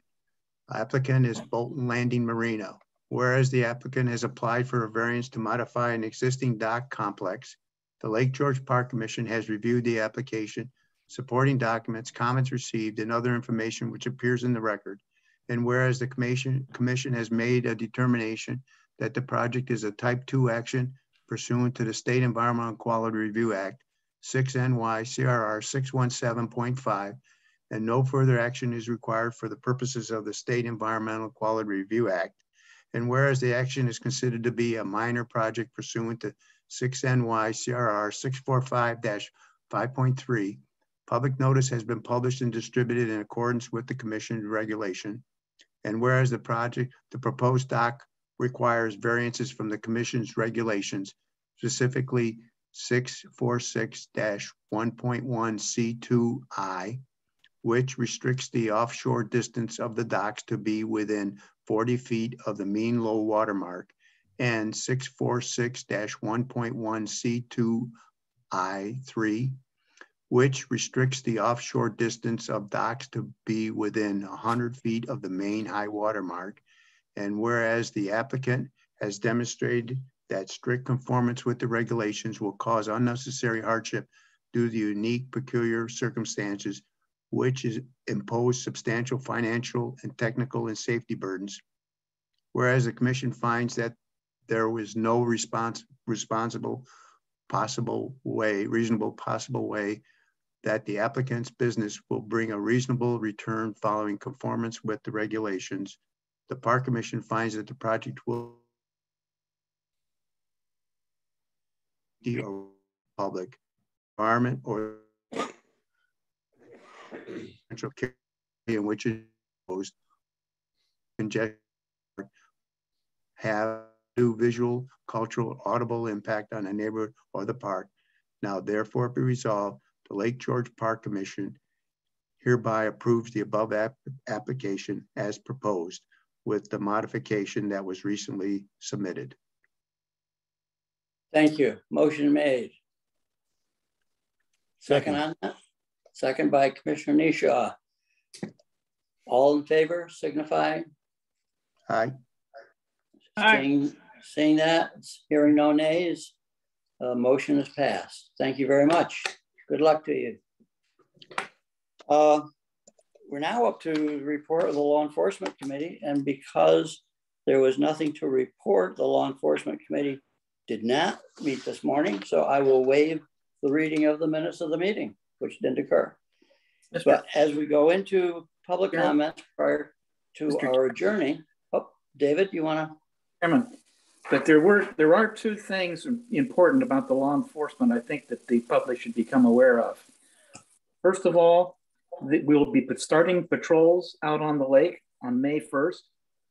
And starting on May the 2nd, the New York State Parks will be holding their marine annual enforcement classes for 2 weeks. So we'll be seeing a lot of other boats besides our patrol boats down at the south end of the lake during that 2-week period of time. And also, the Park Commission is going to be conducting 2 boating education classes, one on Saturday, May the 28th from 9 to 5, and the other one on Saturday, 25th. And these classes will be held in the Commission's offices. Thank you. Great information. Thank you very much. Appreciate that help. Going to go to public comments, and hopefully, folks, this is going to be our last remote meeting pending state law changing. We would go back to our custom of having a real meeting. A little bit smoother. It's nice to see the people. A lot of you who might be out in the audience that I can't see because I operate off a 12-panel iPad. I hope you'll come back and visit us and see how the Lake George Park Commission serves you and serves only you, the folks of the Lake George Park. Again, first thing I'm going to say, I'm going to take this opportunity just to say a quick thank you and a congratulations to Joe and David for getting their votes. I am humbled by the choice of my peers to be the chair, and we'll go forward and do our best. Thank you. Now, Justin is my eyes and ears because I cannot see you all. And so Justin is going to run a orderly, hopefully, procession. Feel free to discuss what you'd like to discuss. Hopefully it's positive. Please identify yourself, name, community, or association. And briefness is always appreciated. So Justin, you're the guide. All right. Ellen, I see you've got your hand up. If you'd like to make a comment, go ahead. You are muted currently. Thank you. Thank you. I just wanted to make a comment in relationship to the last application about the Bolton Landing. Even though the docks are being reduced, they're widened, which permits room for bigger docks and boats. We went through this issue in Harris Bay Marina trying to apply for a variance in terms of their docks. At some point, I just wonder if the Lake George Commission or Park Commission should consider the size of boats that are going on the lake. It makes it very difficult for anybody to have just a kind of a small recreational type of boat to even travel on the lake with the increasing wake size of these huge boats. Additionally, if you sit on the shoreline at all, especially on the weekends, it's a constant amount of wake coming up onto the shoreline, which certainly contributes to erosion and just damage to anybody else's lake. So it's just something I wanted to bring up as a point of consideration.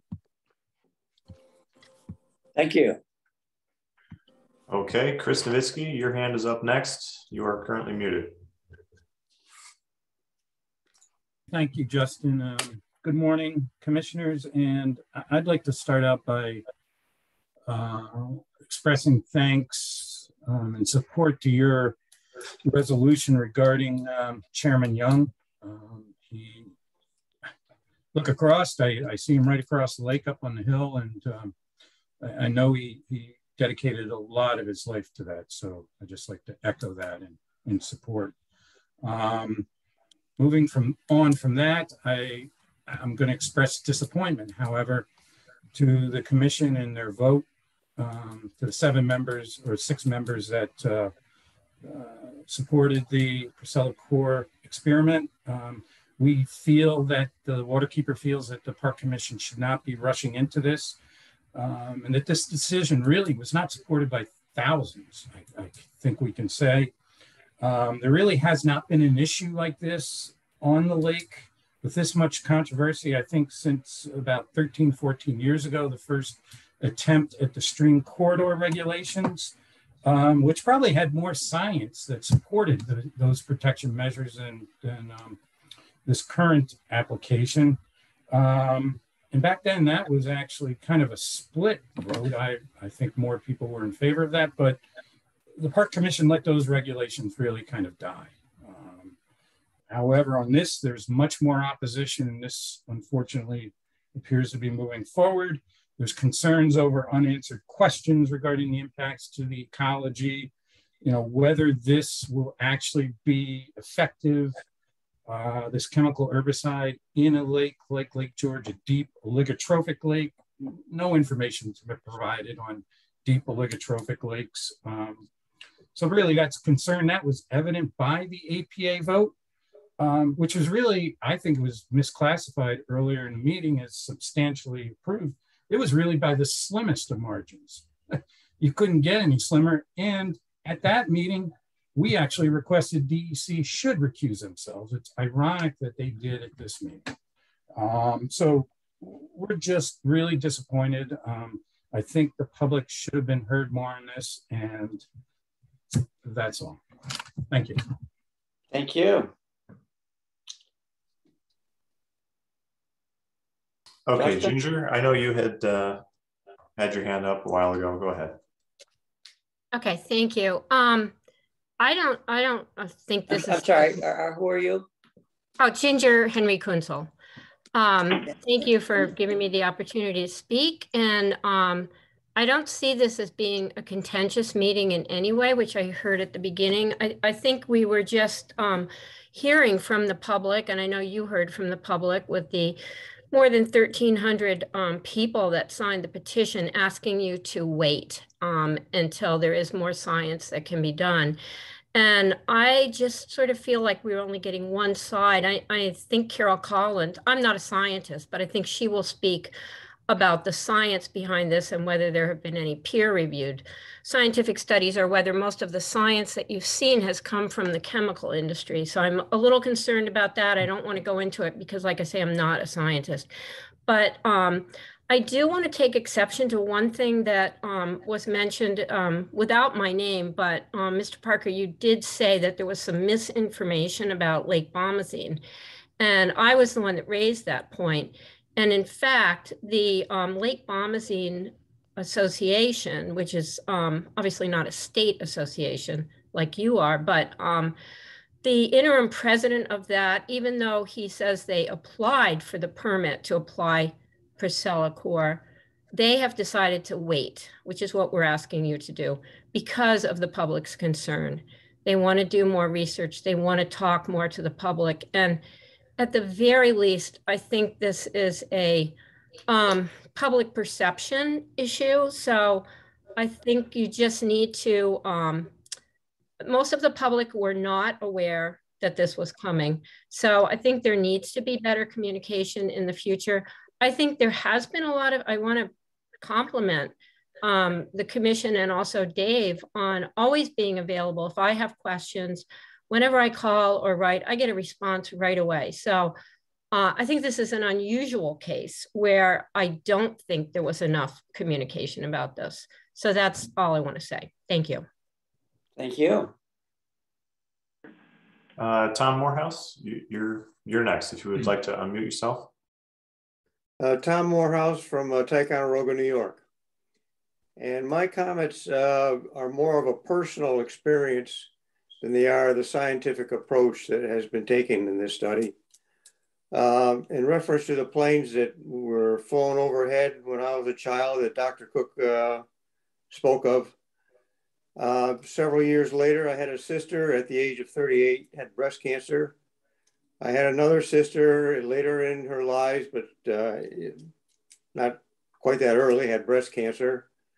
A father who had colon cancer, and it sort of came to a head just recently when I received notification from the Veterans Administration that because, number one, I was in Vietnam in a certain time frame, and number two, retired military, and number three, with prostate cancer, I'm entitled for a certain medical financial benefit.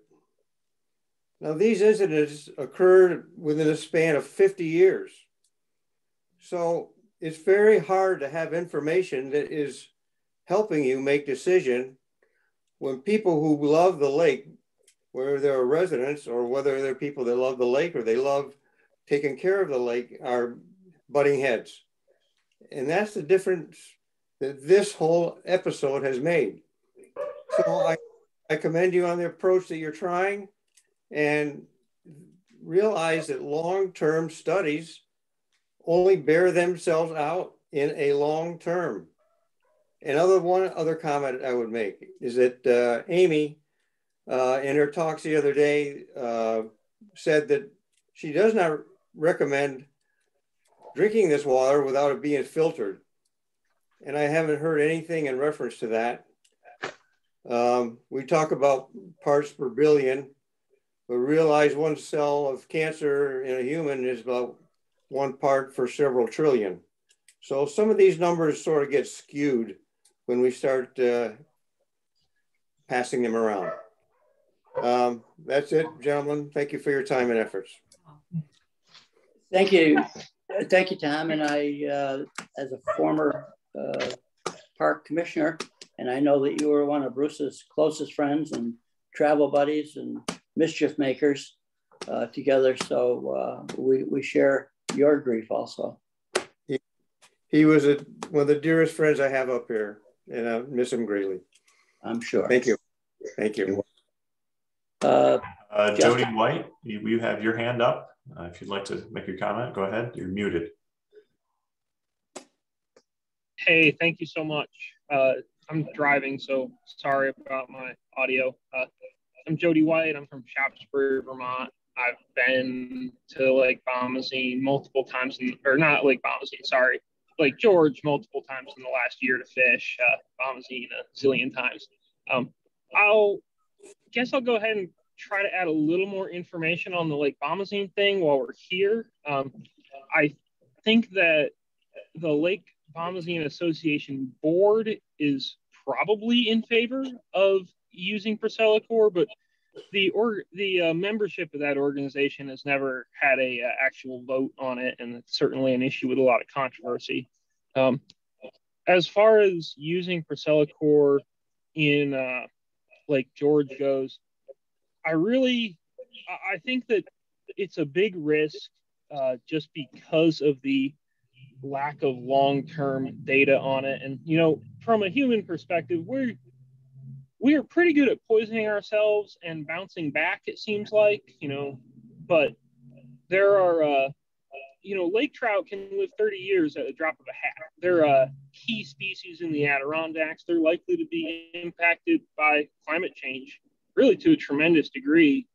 And I would say, have basically zero idea if, you know, in the 8 years that this has been out and about, if it'll have a negative impact on lake trout. A 3-pound smallmouth bass in Lake Champlain is like 10 to 13 years old. And a 3-pounder on Lake George for a smallmouth is giant.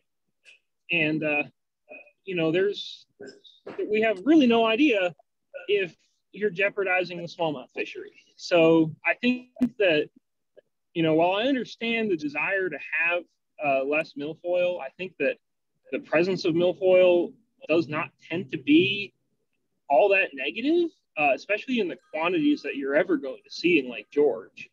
And the possible outcomes of using herbicide are, you know, could be really bad. So I would strongly urge, you know, the commission to have second thoughts about this. And thank you for your time. Thank you. Eric Sy, you're up next. You're muted. Thank you, Justin, and thanks, commissioners, and my condolences for Bruce's passing. Knew him for a while, not as well as a lot of you. But anyway, what I want to say on behalf of the Lake George Association is, I think first and foremost, this is Lake George, right? It's unique in the world. It is highly complex, and it's without compare in so many fundamental ways. So treading lightly is paramount. And when I see us and hear us using other ponds and lakes to justify using this chemical herbicide here, in the Queen of American Lakes without Lake George specific research on the potential adverse impacts, it just fails to recognize how special and how vulnerable our lake is in this world that we live in. You know, the other thing that strikes us is, given the unparalleled research capabilities we have at Lake George, the Jefferson Project being among them, why the commission wouldn't partner with researchers, as has been repeatedly offered, to first study the chemical here before using it in the lake. In the commission's own words, there is no emergency requiring use of this herbicide. We have a program that works. It's broadcast on the commission's website, and it's safe for Lake George. It may not be perfect, but it's not a chemical herbicide. And I just want to pay tribute to the hundreds of concerned citizens who have made it loud and clear that the risks are just too high. The time to move forward is not now. So we have a program that works. It's strongly supported by the LGA. We've been partnering with the commission, as you know, for years, and we've provided as an organization over $1 million in the program that's been successfully used to date. So I'll just wrap up by saying, proceeding with the utmost caution and care for Lake George is job one. The commission's decision to move ahead despite the risks and despite the enormous public outcry flies in the face of what is now needed to safeguard our lake. And you can be sure that even though today's vote is certainly not unexpected, but truly disappointing, it's not going to deter those who are intent on keeping this chemical out of the lake at this time until we know more, pursuing all available means to put this premature plan on pause. So thank you for your time. Thank you for your work. We hope to work with you in the future to get this right.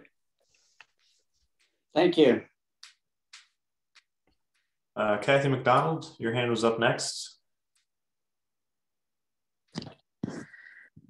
Good morning. I'm Kathy McDonald. Our property is in Hewlett's Landing, and I'm a fourth generation. We've had 5 generations at Lake George owning the same property. And actually, I too am against using this herbicide for all the same reasons that everybody has already expressed, especially the long-term effects, seeing that other countries and states have also banned it, you know, with their studies, which are just as advanced as whatever studies we have pulled from or you have pulled from. But what brings us really to home for me is finding out just recently that this is actually going to be tested in our bay. They named it Sheep Meadow Bay, which none of the property owners know. It's usually known as Arcady Bay, so not quite sure. But my children play in that water and swim in that water every summer for hours on end. And I know that the Park Commission is very concerned with boating and everything else and fishing.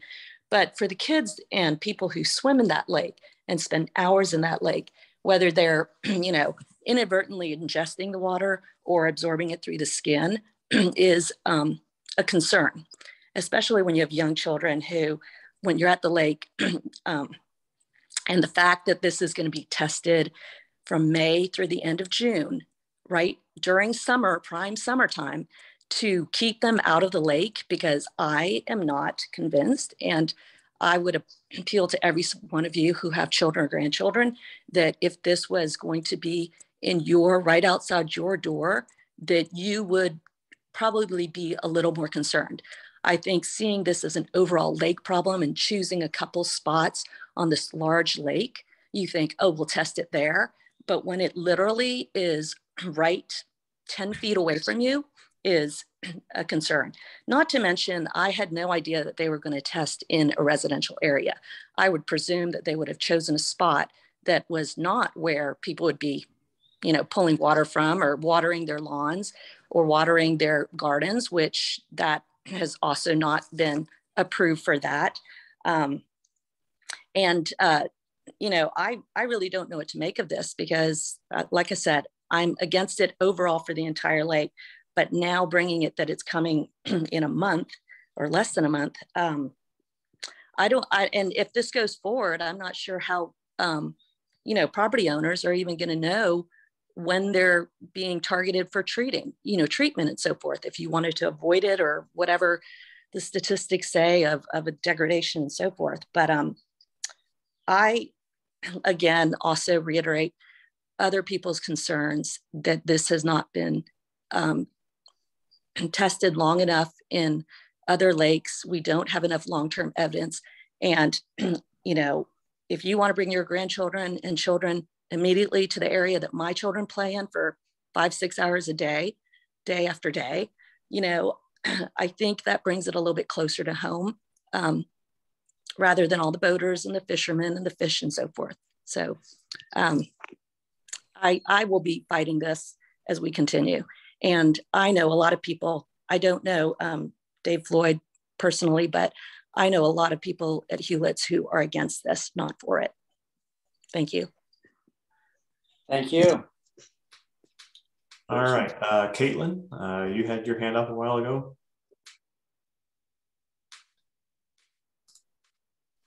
Hi, everyone.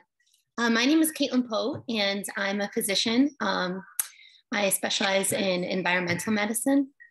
And so I spend a lot of time in the literature, you know, reading about the research on herbicides and their impact on human health, especially, you know, even at very low doses. I think Dean brought up this point that, you know, we're learning that what we used to think was safe, right? We had this kind of safe range for lead or other environmental toxins. We're now finding that there is absolutely no safe level of lead for children.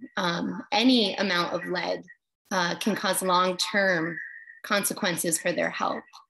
And so I'm very concerned. I joined, there's a coalition of physicians in New York and Vermont, and we are joining together to stop the use of these herbicides, especially in places where, you know, children are exposed, they drink the water, they swim.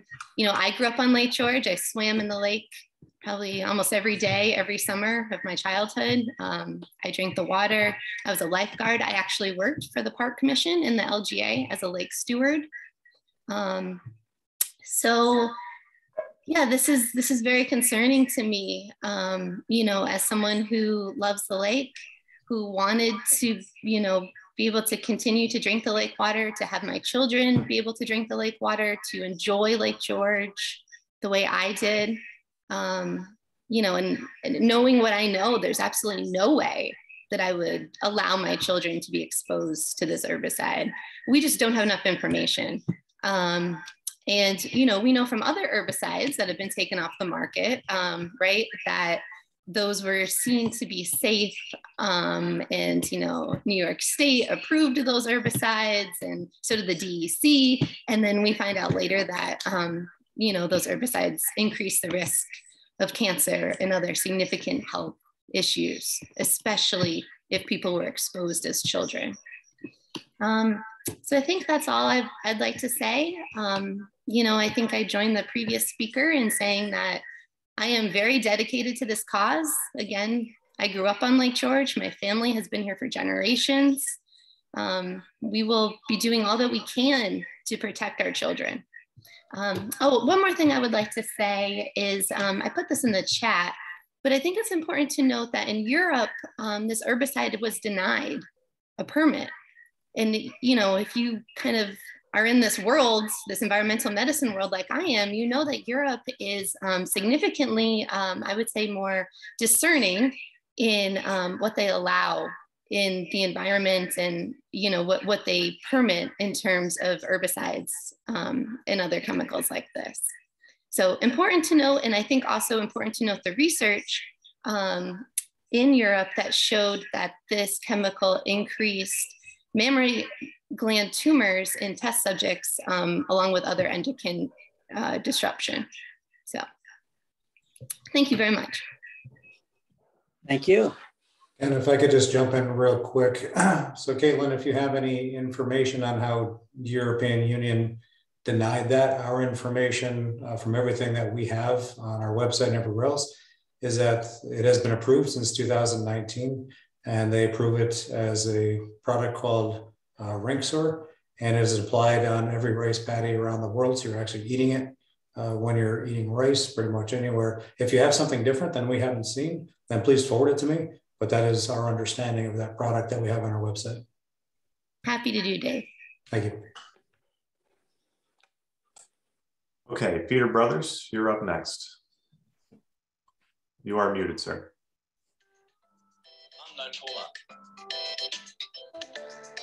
There we go. Okay. I'd just like to mention for the record that I know that difficult, controversial issues are a challenge to address.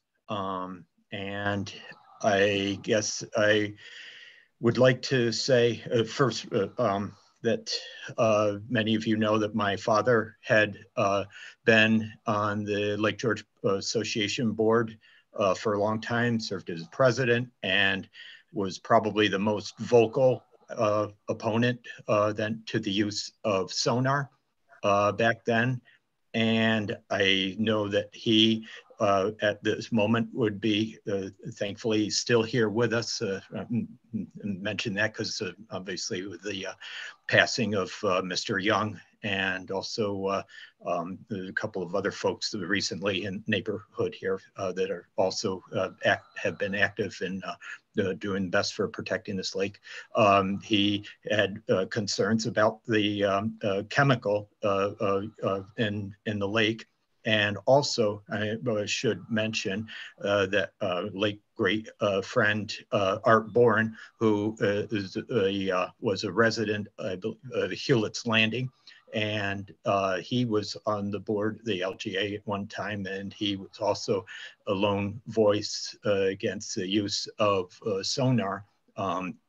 He's not here today. Obviously, I can't say what he would be thinking, but I happen to believe, based on previous actions, discussions, that he would not be in favor of this. And specifically, we had a discussion. He and Dad got a chance to meet each other.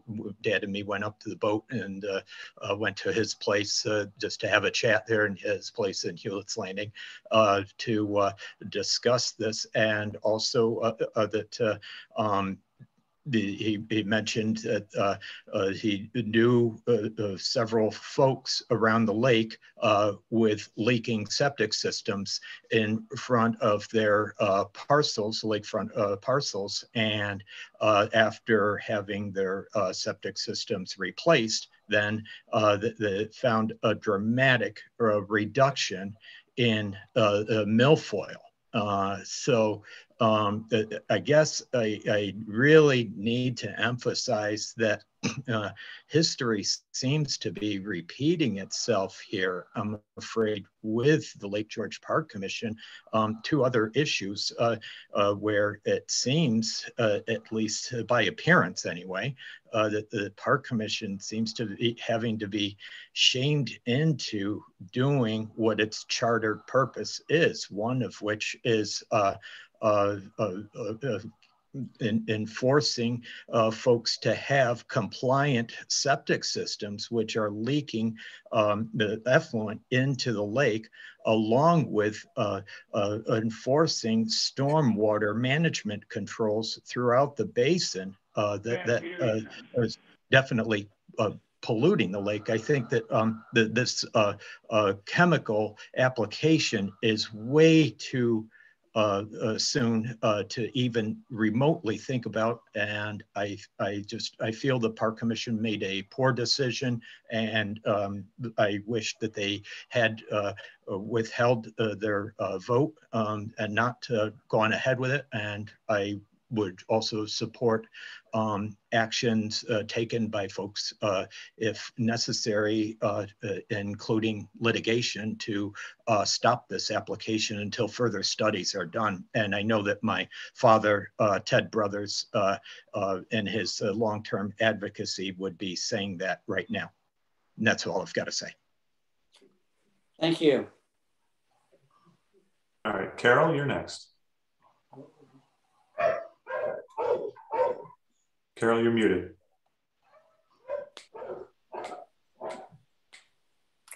There we go. Thank you, Justin. I do want to echo the sentiments of so many and send my condolences for our dear friend, Bruce. We're going to miss him. He was a true gentleman. I also want to address what I believe is a troubling problem here.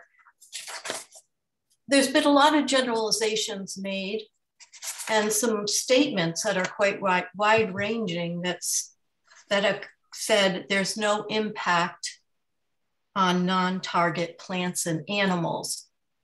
And there is peer review information on this that does suggest otherwise. And we know it's in my 11-page public comment paper, which I encourage you to read. We know it has impacts on plants such as Nitella. We know it has impacts on the very important invertebrate mice, will have impacts on the important invertebrate Mysis relicta. We know it has impacts on the chironomid, the midges. These are all important parts of our ecosystem. Peer review toxicology results have confirmed this. So maybe we should stay away from some of these generalizations, but it leads us to another important issue, which is, well, two things. The way that we're going to go about this will in no way give us the opportunity to measure those impacts, because we are solely focused on the macrophyte population and the impacts on it in that treatment zone. We are not monitoring or measuring the benthic invertebrates, the phytoplankton, other types of macrophytes, which would actually just include macroalga. We're not looking at fish. So we will not know how this is. And I know Commissioner Stanek says, well, we'll get to find out a lot from this. And I wish he was right. And I wish he was right. If we measured what's going on in those other populations, we would know more, but we can't. We can't know more about what's going to happen to the ecosystem in the way this test is designed. And I do say test because everybody says we're going to learn from it. We're going to learn about circulation patterns and everything like that.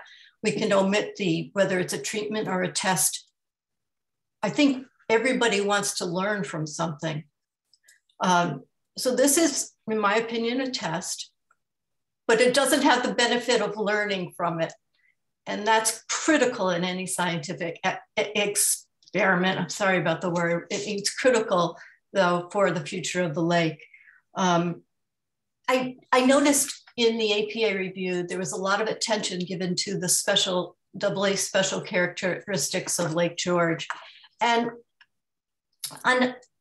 even here, sort of dismissing that it won't influence that rating. But I fear that it will, because in the listing, and I think it's 701.3A, it talks about it can have impacts on the suitability and reproduction of shellfish, wildlife, and fish. And maybe people are gathering, oh, EPA says there's no impact on fish. Well, there actually is impacts on some bluegills, but more importantly, we know that it impacts shellfish. We know that it impacts the Mysid americana, the estuarine mycid, and it's in all likelihood that it would harm our mycid, Mysis relicta, which is a glacial relic. It survived the Pleistocene glaciation. And this is something we need to preserve. It's an important part of the food chain. And that is what the AA special care classification actually addresses. It addresses that food chain because it's looking at the should not harm the fish, the shellfish, and the wildlife. So we need to focus on that. Maybe, you know, whatever you're going to do, maybe we could do it and then learn something from it. In other words, measure what's going on with these other populations. And I do want to mention, because it's sort of been dismissed, that Lake George can only be modified, can only be modeled as a riverine system. It's not a still water. It's not a quiescent water.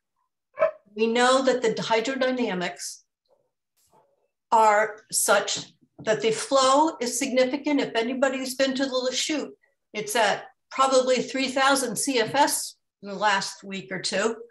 And we know this is a fast moving body of water.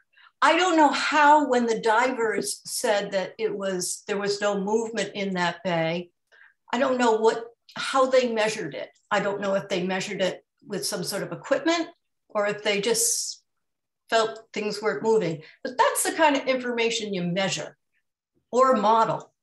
Well, when I did the modeling for the EPA and we're using the Sequal R1, we measured it as a riverine system.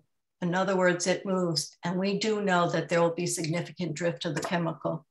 So I don't know, I'm not saying to count this chemical out, but gosh, we got to do more to learn about it first. It's a small step to wait that period of time and see what we could learn. There's too many risks right now. Of course, there's more, but I want to thank you and hope we can make the right decision. Thank you, Carol. Appreciate it. Thank you, Ken. Steve Vermont, you're up next. Thanks for waiting. Am I unmuted now? You're all set. Okay, thank you. First of all, I'd like to say it was an awful nice tribute to Bruce. He did a lot of work for the lake and had the lake at heart. And again, it was a pleasure working with him. I'd just like to say a couple of things. You know, the town board of Hague voted 5-0 unanimously to not want to have Priscilla put in the lake.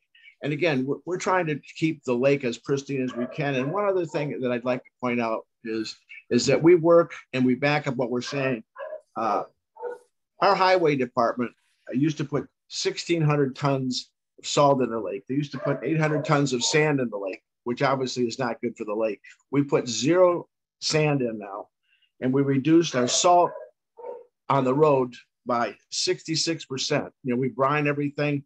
We've helped other towns with their brining. So, you know, we try and walk the walk, not just talk the talk. But I'd like to bring up one thing that Dean brought up, and I'm concerned about this too. And I'm going to read just a little quote about DDT. And again, I did the same thing as Dean did as a youngster, rode my bike behind the spraying of the DDT. So I'm going to just read it, just a few things, if I may. Let me go over a brief history of DDT. It was started in 1945. It was banned by the federal government in 1972. For 27 years, it was used in America. In a study published April 14, 2021 in the Cancer Epidemiology, Biomarkers and Prevention Journal, found that a study of 15,000 women from 1959 to 1967 were exposed to DDT, that their granddaughters at a higher risk of breast cancer, plus increased obesity, and the grandson had a higher risk for testicular cancer. Barbara Cohn, director and senior research scientist at the Public Health Institute, Berkeley, California, fears that we won't learn until decades from now about chemicals being used that could be doing irreparable harm to our health, and there could be long-term effects that you can't immediately see. Is Priscilla CO the DDT of now? Let's hope not. It's beyond my comprehension that there haven't been meetings for the public to speak around the lake. There's 9 communities that live around this lake, and a lot of the people, not a majority, a lot of the people do drink out of the lake. We have at our board meetings public hearings. I guess you call yours public information. Why wouldn't the park commission, and I'm surprised that they haven't had this, when the summer people have up, had their public information meetings so the people can have their say. Let the people have their say. They live on the lake. You know, shouldn't they have a say on what's going on? And I would hope you would have taken what they wanted to say and how they would say it about Priscilla to heart.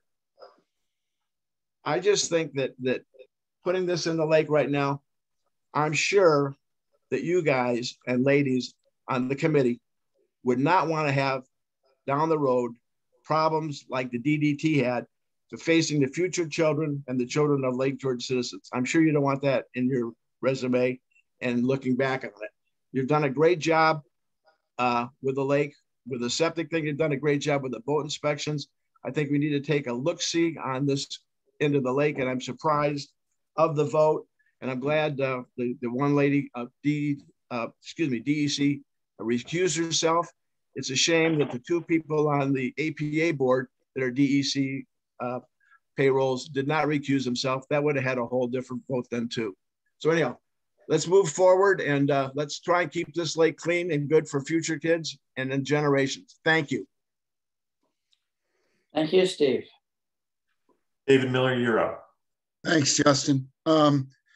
First, I want to thank the commission today for moving forward with the septic resolution and the septic program. I'm as many of you know, the Clean Water Program Coordinator for the Adirondack Council, and have attended all the ad hoc meetings of the septic group. And this is a very exciting program, and moving forward with that is very important. And we look forward to partnering with all of you to make that a resounding success and to move that forward.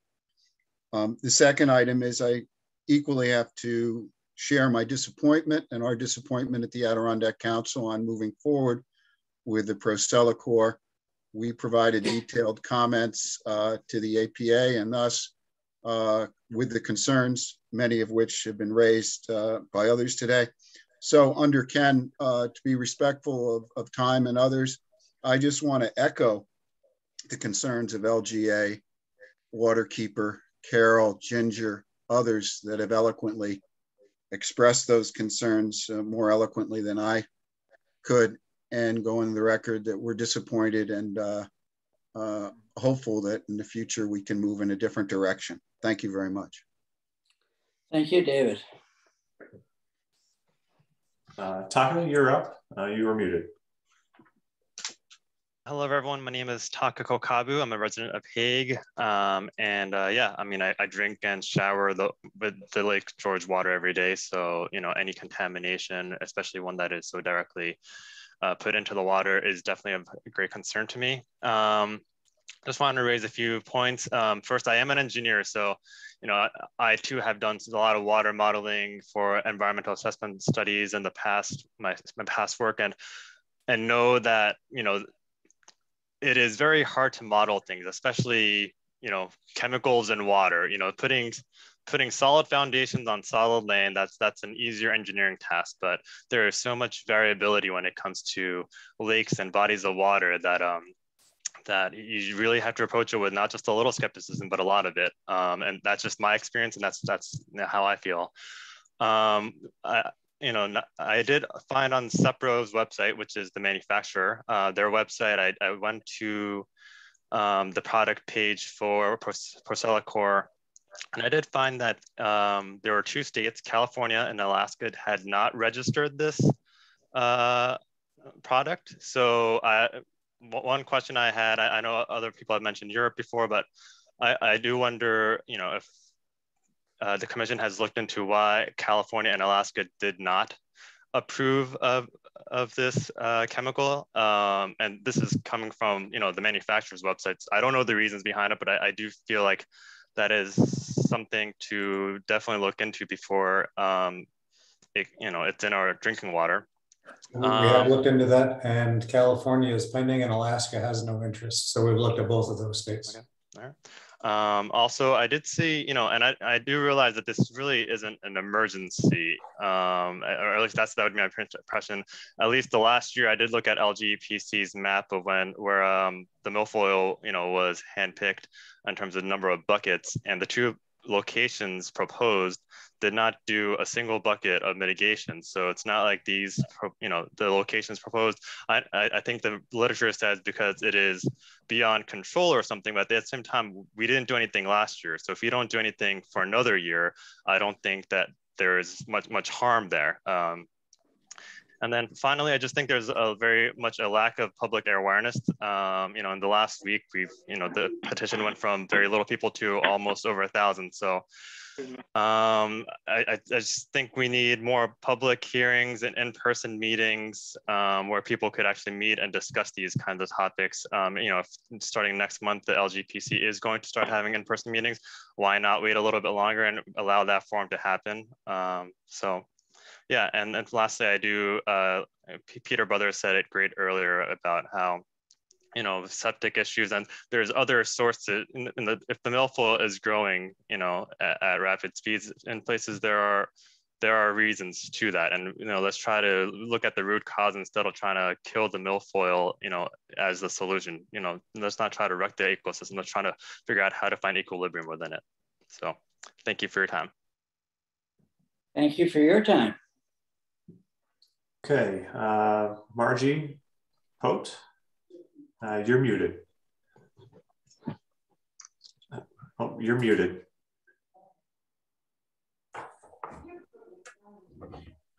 Margie, you're on mute. Nobody can hear you.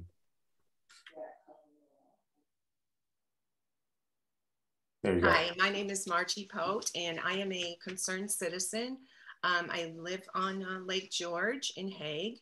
My siblings, my parents, my grandparents, and before them all have enjoyed the lake and the pure, clean drinking water.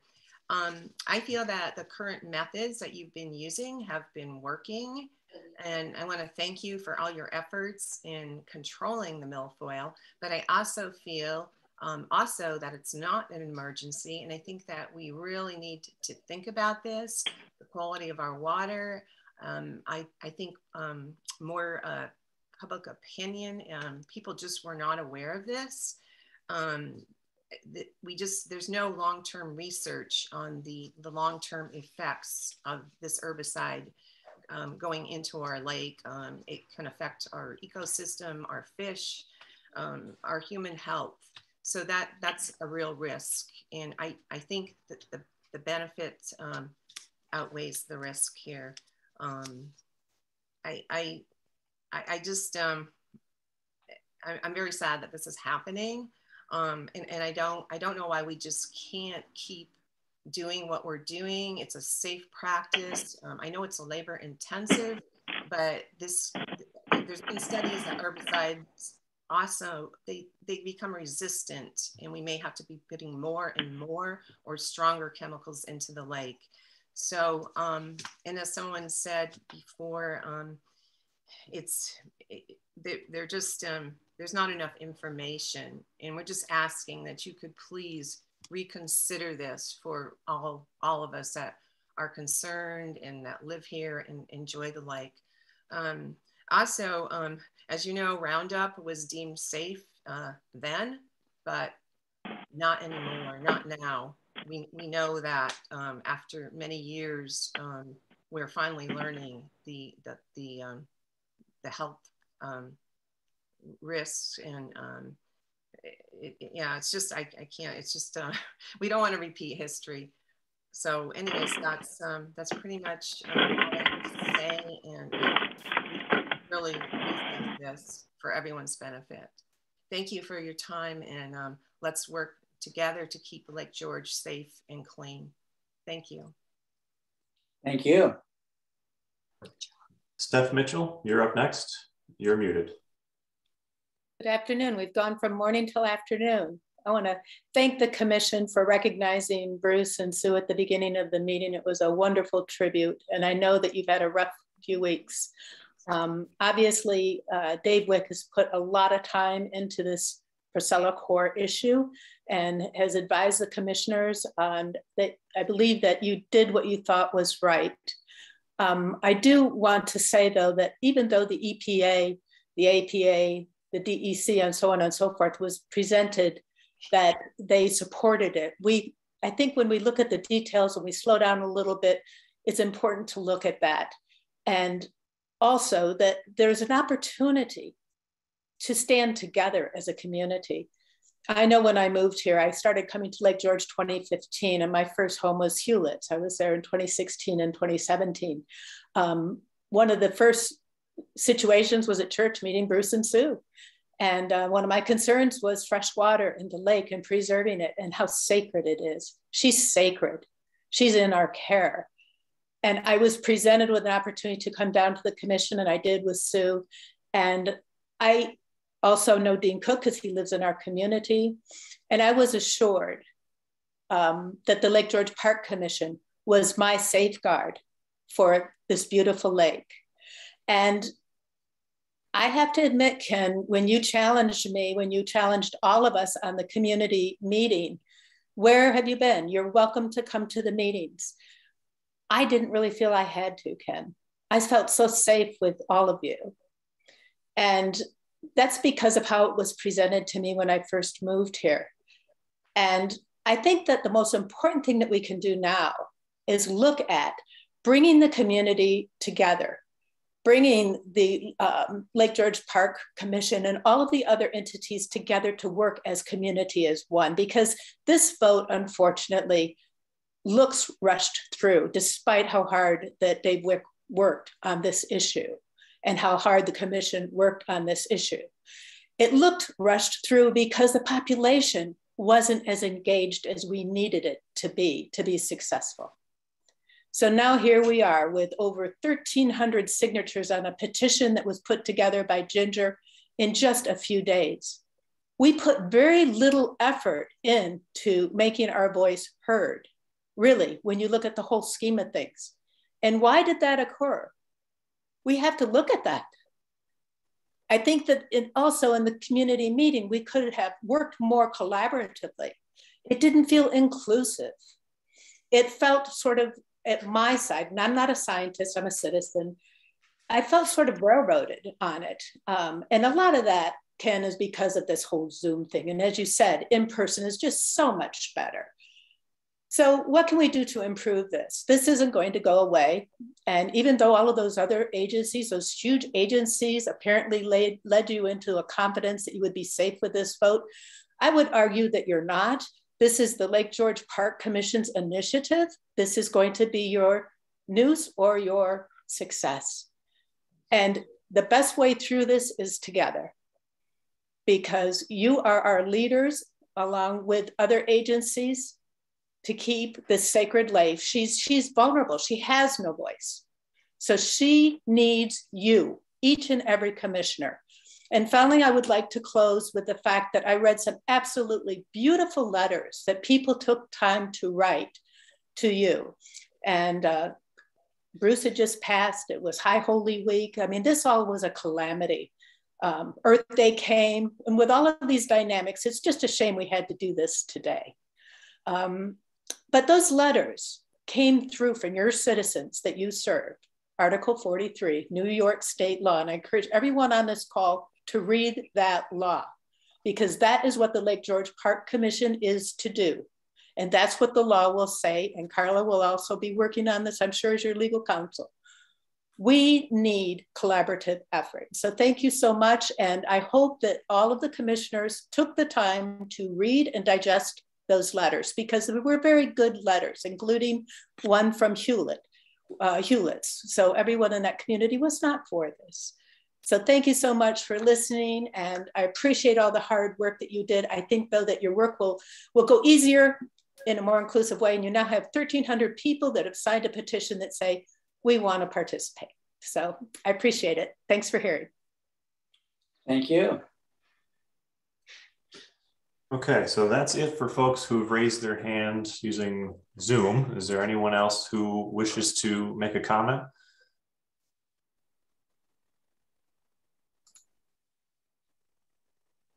Are we good, Justin?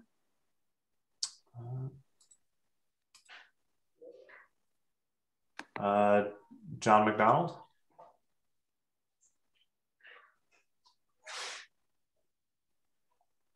I don't want to make a comment. I don't know how that came up. No, that would be me. We've got two Johns. Okay. Sorry.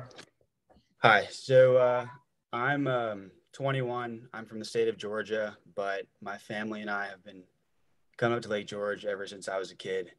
My mom actually spoke earlier, and I was one of the people that wrote a letter to oppose the Purcell Accord in Lake George. And I just wanted to state what, Lake George means to me. It's it's a natural lake. People, and I think I speak for everyone, people love it because it's a pure American beauty in just being natural. And you don't see any kind of lake in America other, in the state of Georgia, especially not, that is like Lake George in terms of how natural it is. And I've been sitting on this call for some time now, and I've heard zero pro stances from any of the public talkers, and I just feel like it's way too rushed, and people in the LGA aren't necessarily taking the public opinion too seriously. So I just something I wrote is that I believe the natural beauty of our lake and the purity of the water is truly amazing in terms of what other lakes look like in America. And it's an asset to not only the people of Lake George, but to America as a whole. And I feel like the overwhelming opposition to Purcell Accord should speak volumes to this cause. And that's all I have to say. Well, thank you very much for speaking up. We appreciate that. Is there anyone else that would wish to speak?